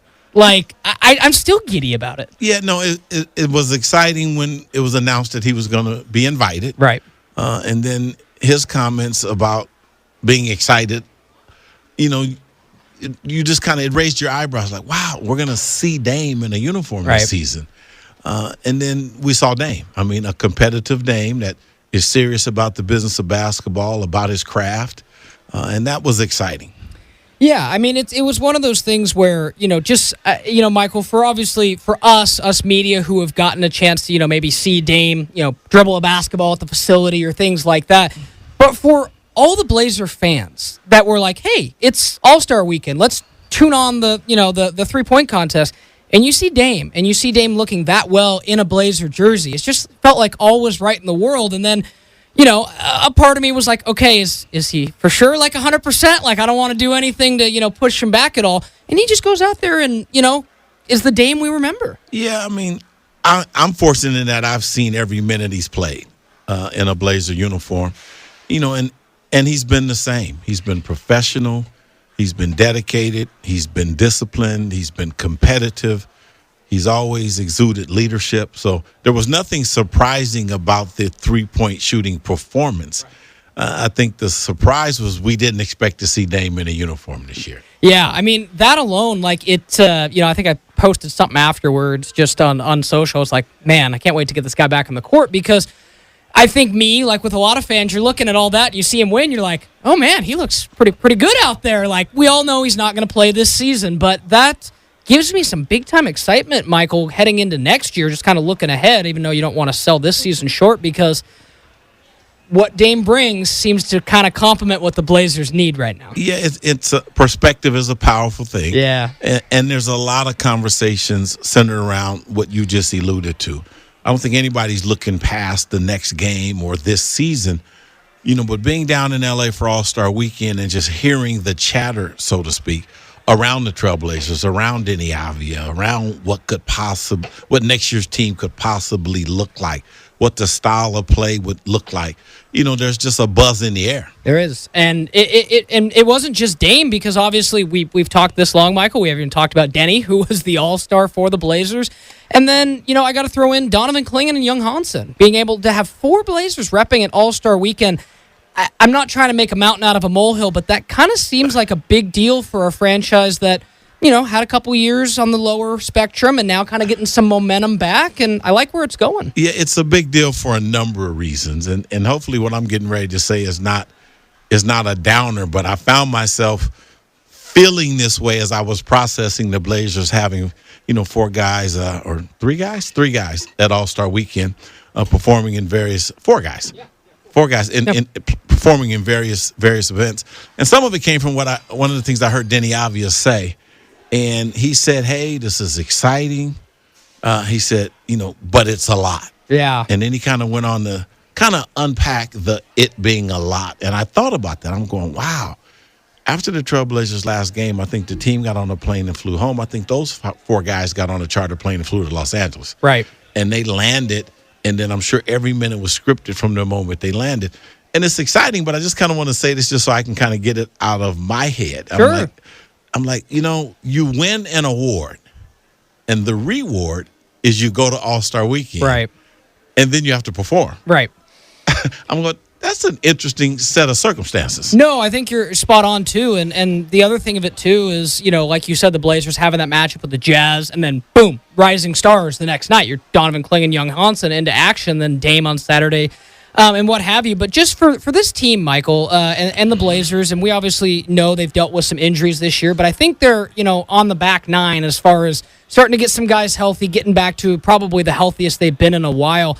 How important do you think it'll be to have this kind of break for those guys that didn't go, to be able to get, a week to kind of put their feet up, for lack of better terms? Well, I mean, rest is a good thing, and for those guys that didn't get the same amount of rest because they had a chance to participate, that's a part of your experience in the league. When you get to be in the room and in the environment with all-stars and rising stars, it says a lot about your pedigree as an NBA player. And pedigree, to kind of pick up on what you were just saying, I think it's a good thing to say about this season and this team. The competitive pedigree that we've watched with this team through injury adversity has been impressive. It has. And I think, honestly, I think that's a credit to Thiago Splitter. And the again, we don't need to recale it all, but just the set of circumstances he thought he was walking into this year, the set of circumstances he's in now, the injuries he had to work through. I mean, I don't know, Michael, how many other teams in the NBA could be down at one point. I think it was 5, 6 rotation players at minimum, if not more, and still be kind of playing 500 basketball in the NBA. Well, it's refreshing the way that this team has played, the way that Thiago and his staff have crafted game plans within the injury adversity, to where every game you felt this team was locked in. You felt the team was on the same page. Sure. And during the course of an NBA season, you typically have a couple of nights that aren't your night. And this team has had that experience as well, but not nearly as much as one would have thought, given the adversity of injury and the adversity of the coaching change and the way Thiago came into the job. Oh, 100%. I mean, it's an impossible set of circumstances. That's why I continue to be impressed with Thiago. Switching back to Dame for just a second, Michael, it's one of those things where I am definitely a history buff as far as the NBA goes, and I think while, Dame is not going to go down as the greatest shooter, I think that mantle belongs to Steph, and I think he's earned that, but it's kind of a cool quirk to me that, 15, 20 years from now, Michael, they're going to look back and go, it wasn't Steph that won the most three-point contests. It wasn't Clay. As of right now, it's Dame, Larry Bird, and Craig Hodges, elite company. And after the game, Dame was like, hey, I plan to come back and go for number 4 next year. I think that's a cool piece of Dame's legacy that he wants to chase. There's no doubt about it. And when you look at I don't want to say generational players, but players that have a unique impact on the NBA from a style of play standpoint. And we can go down the list, but let's just talk about the above mentioned names. Steph Curry. Yeah. Steph Curry changed the view of what's a good shot. He did. He did. And what's in range. Clearly changed that. Yeah. I think Dame really impacted what being a clutch player was about. How he was always comfortable with the heavy lifting, and he would say that, when the game is tight or late, I know I need to keep the ball in my hands more. That leadership responsibility in clutch minutes. I think history is going to view Dame as one of the best at that. Yeah, I mean, to me, it's just adding to Dame's legacy, and I think it's really cool that because we've seen it. I mean, and I'm curious your take on this too, Michael. Some people think it's just showing up and hitting a bunch of 3-point shots, but it's much more than that to win that contest. And the fact that Dame's done it a trio of times now against, we know there are guys that can absolutely tear up the nets in this league, so that's cool. There's kind of a thing about how guys use the word, I put the work in, I put the work in. We hear these cliches. Guys get interviewed after the game. Yeah. How are you able to be so confident? Well, I just trust the work. Right, sure. We hear these phrases, right? But nobody really quantifies what that means, right? What that put the work in means. And Dame's a guy that in the offseason puts that work in. I mean, goes into the arena, goes into the practice facility and shoots X amount of shots every day from every spot under different conditions, to where 5 or 6 racks of 5 balls is a light lift. Yeah, this is true. This is true.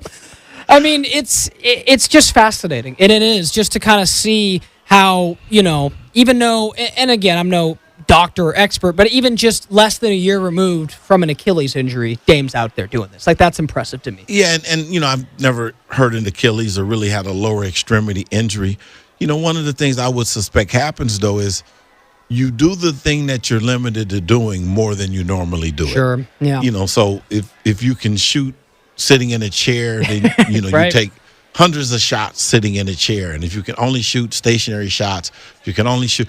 And so I can only imagine how Dame has maximized what he's been able to do. Yeah. But the thing he's been able to do is shoot the ball. Right, and it was refreshing. I couldn't have been the only kind of Blazer supporter who was like, "This is awesome to see what Dame can ultimately do." And catching up with Michael Holton here on Rip City Radio 620. Appreciate your time, Michael. Just a few more questions for you. Let's go ahead and switch gears to kind of the second half now. And we know that I call it the second half. Everyone seems to call it the second half. It's really not the second half at all. There's only 26 games left for the Trailblazers.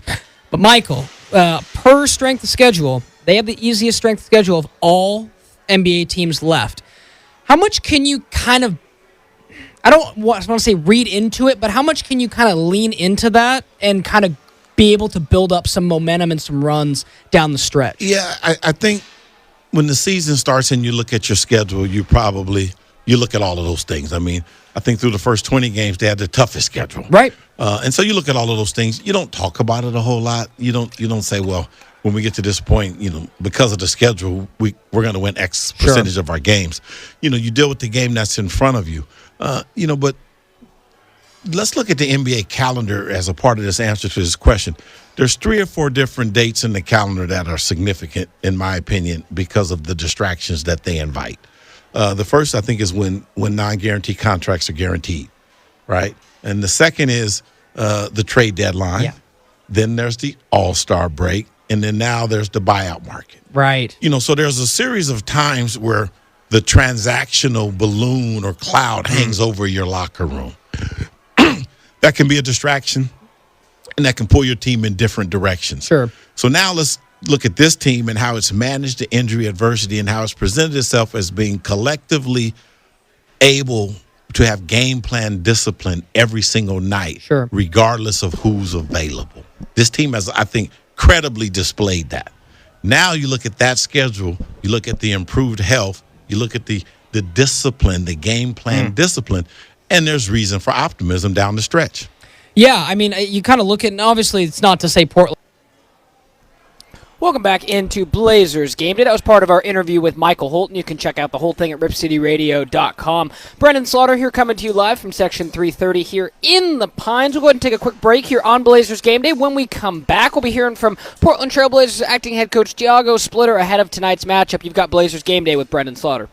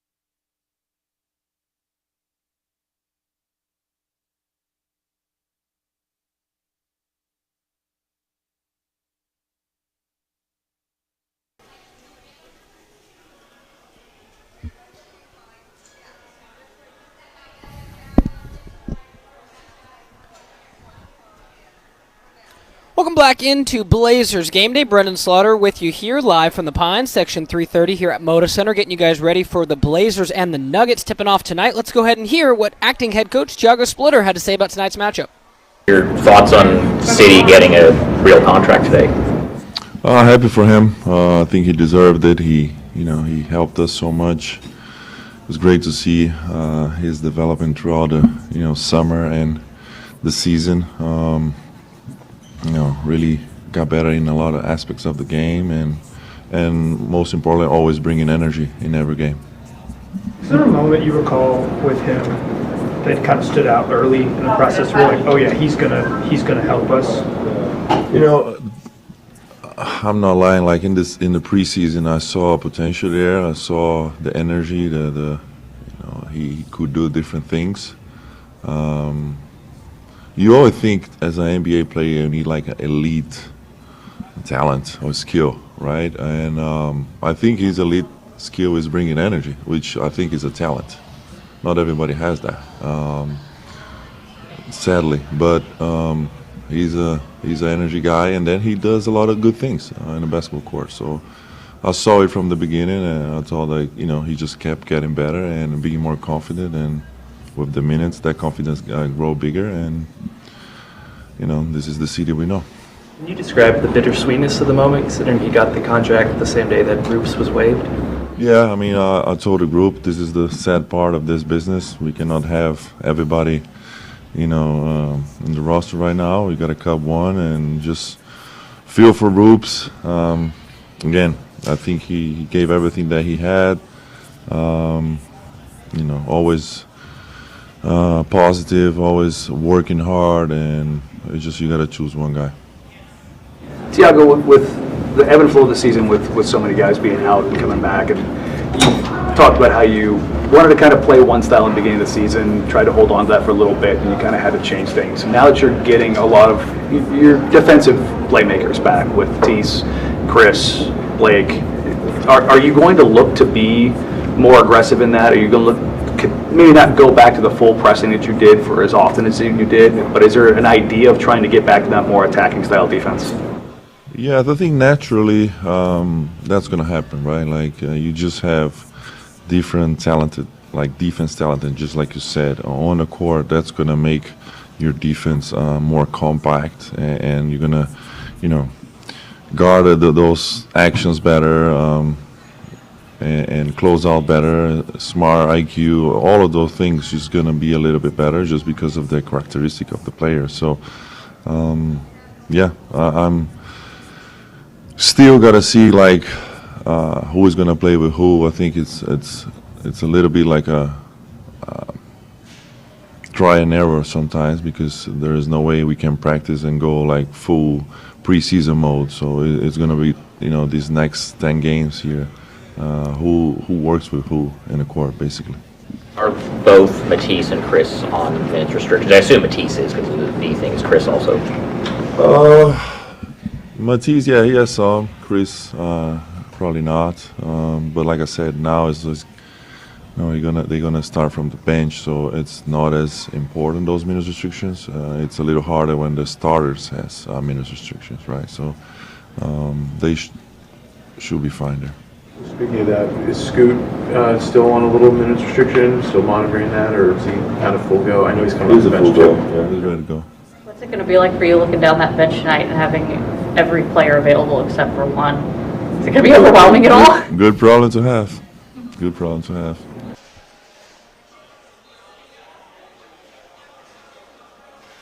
That was Portland Trailblazers acting head coach Thiago Splitter ahead of tonight's matchup with the Denver Nuggets. And obviously some big news, as we talked about earlier in the broadcast. Matisse Thybulle and Chris Murray good to go. Sounds like Chris Murray will not have much of a minutes restriction, maybe Tease a little bit, but as we're listening here, folks. This is radio, as we're talking about, but I could almost hear the smile coming through the radio from Thiago Splitter there as he talked about having pretty much the full complement of guys. That's going to be awesome to have. We'll go ahead and take a quick break here on Blazers Game Day. When we come back, we'll be hitting you with our keys to the game, getting you guys ready. We've identified a few key spots where the Blazers can take advantage of the Denver Nuggets tonight. Make sure you stay locked into Blazers Game Day with Brendan Slaughter. We'll be right back for our final segment, Keys to the Game, coming up before we kick it over to Curtis Long and Travis Demers for the call.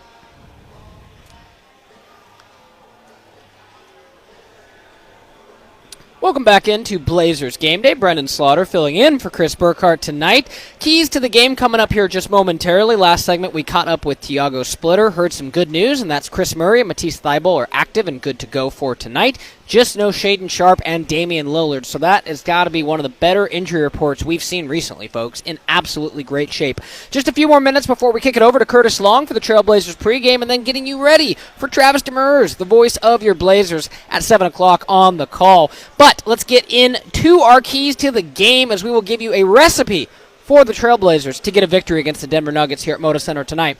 All right, first things up first. Come out of the All-Star break refreshed and ready to outrun the Nuggets on the second of a back-to-back. We talked about it a little bit earlier back on the Rip City Drive with Chad Doing. This Blazers team, as they get healthier, should be able to return to kind of more of the breakneck pace that we saw, especially getting up and down the floor, being aggressive on defense, flying around on offense, same kind of thing. Push the pace in this game. Denver's on the second night of a back-to-back. They played a grueling game against the Clippers last night, a loss for the Nuggets, and Portland has to take advantage of a team that's on the second of a back-to-back versus a team in the Blazers that's refreshed and ready to go. So make sure you're ready to match the Nuggets in that regard. Next up on the keys, balanced production. Simply put, in this game, Portland needs to get balanced production from up and down their roster. I think there's multiple guys that can fill it up. We've kind of seen that at times. It starts with Denny Avdia, as we know, but I think there's other guys that can absolutely fill it up. I want to see what Jeremy Grant can do in this game. I'm excited to see what Scoot Henderson can do in this game. Vit Krejci, another guy that I'm going to be watching closely, as I think he'll be more comfortable in the system post-All-Star break as well, so balanced production. Next, you got to limit Nikola Jokic's impact on the game. An interesting note that I found, coming into this year, or rather this year, Nikola Jokic in 40 games, nearly 30 points per game, 12 boards, and 10 assists per game, averaging a triple-double. We all know Jokic is great. However, in his 36 career games against the Portland Trailblazers, 21.5 points per game, 10 rebounds, and 7 assists, so slightly less than the career averages for Nikola Jokic when he plays the Portland Trailblazers. You can only look to slow down Jokic. He's that talented, that good, but if Portland can kind of limit his production, they'll be in a good spot.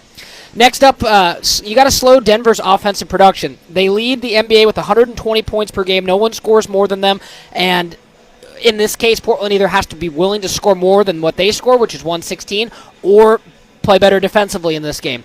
Additionally, you have to contain the Nuggets beyond the arc. Denver leads the league in three-point percentage at 39%. Not nearly as many attempts as you might think, but they just shoot the ball extremely efficiently. And then, last but not least, a couple big ones. First, you have to beat Denver on the glass. The Nuggets are 23rd in the NBA in total rebounds per game compared to Portland, checking in 7th. With no Aaron Gordon for the Nuggets, obviously they've got Nikola Jokic, they've got Jonas Valanciunas, but Portland needs to win the boards. That's a big, big thing. You can't let Denver get momentum that way. On the flip side, you have to limit turnovers. The Blazers lead the league with 17 turnovers per game, but Denver forces the fewest amount in the league. So obviously, if Portland can take care of the ball, they're at home, not give easy opportunities to Denver, they're not going to necessarily force you into a lot of turnovers, so the Blazers can't be given easy ones away to the Nuggets. And then last but certainly not least, it's going to be the battle of the free throws, folks. Both Denver and Portland are really, really good at getting to the line, and whoever ultimately gets to the line more and is more successful. We've seen times this year where the Trailblazers have been really good at the line and capitalized on a lot of those opportunities. We've also seen times this year where the Blazers have got to the line and struggled to convert those attempts as well. Both these teams like to seek contact. They like to get in and create contact, get to the foul line, score that way. So that's going to be absolutely big for the Portland Trailblazers, and those are your keys to the game, presented by yours truly, Brendan Slaughter. So just about ready to wrap up. Again, the Portland Trailblazers are getting underway with the Denver Nuggets here at 7 o'clock. Make sure you stay locked in to the Rip City Radio 620, as Curtis Long will have the Trailblazers Network pregame coming up here in just a few moments, followed by Travis Demers calling the game at 7 o'clock. And then, of course, make sure you stay locked in afterwards, as I'll be hosting the fifth quarter tonight. We'll be looking forward to hearing from you guys following this Blazers result. Will the Blazers get a win out of the All-Star break and start strong with a big matchup against the Denver Nuggets? We'll want to hear from you guys on the fifth quarter, so make sure to call in then, and we'll be talking to you guys following this matchup against the Denver Nuggets. But that'll go ahead and wrap it up for us here on Trail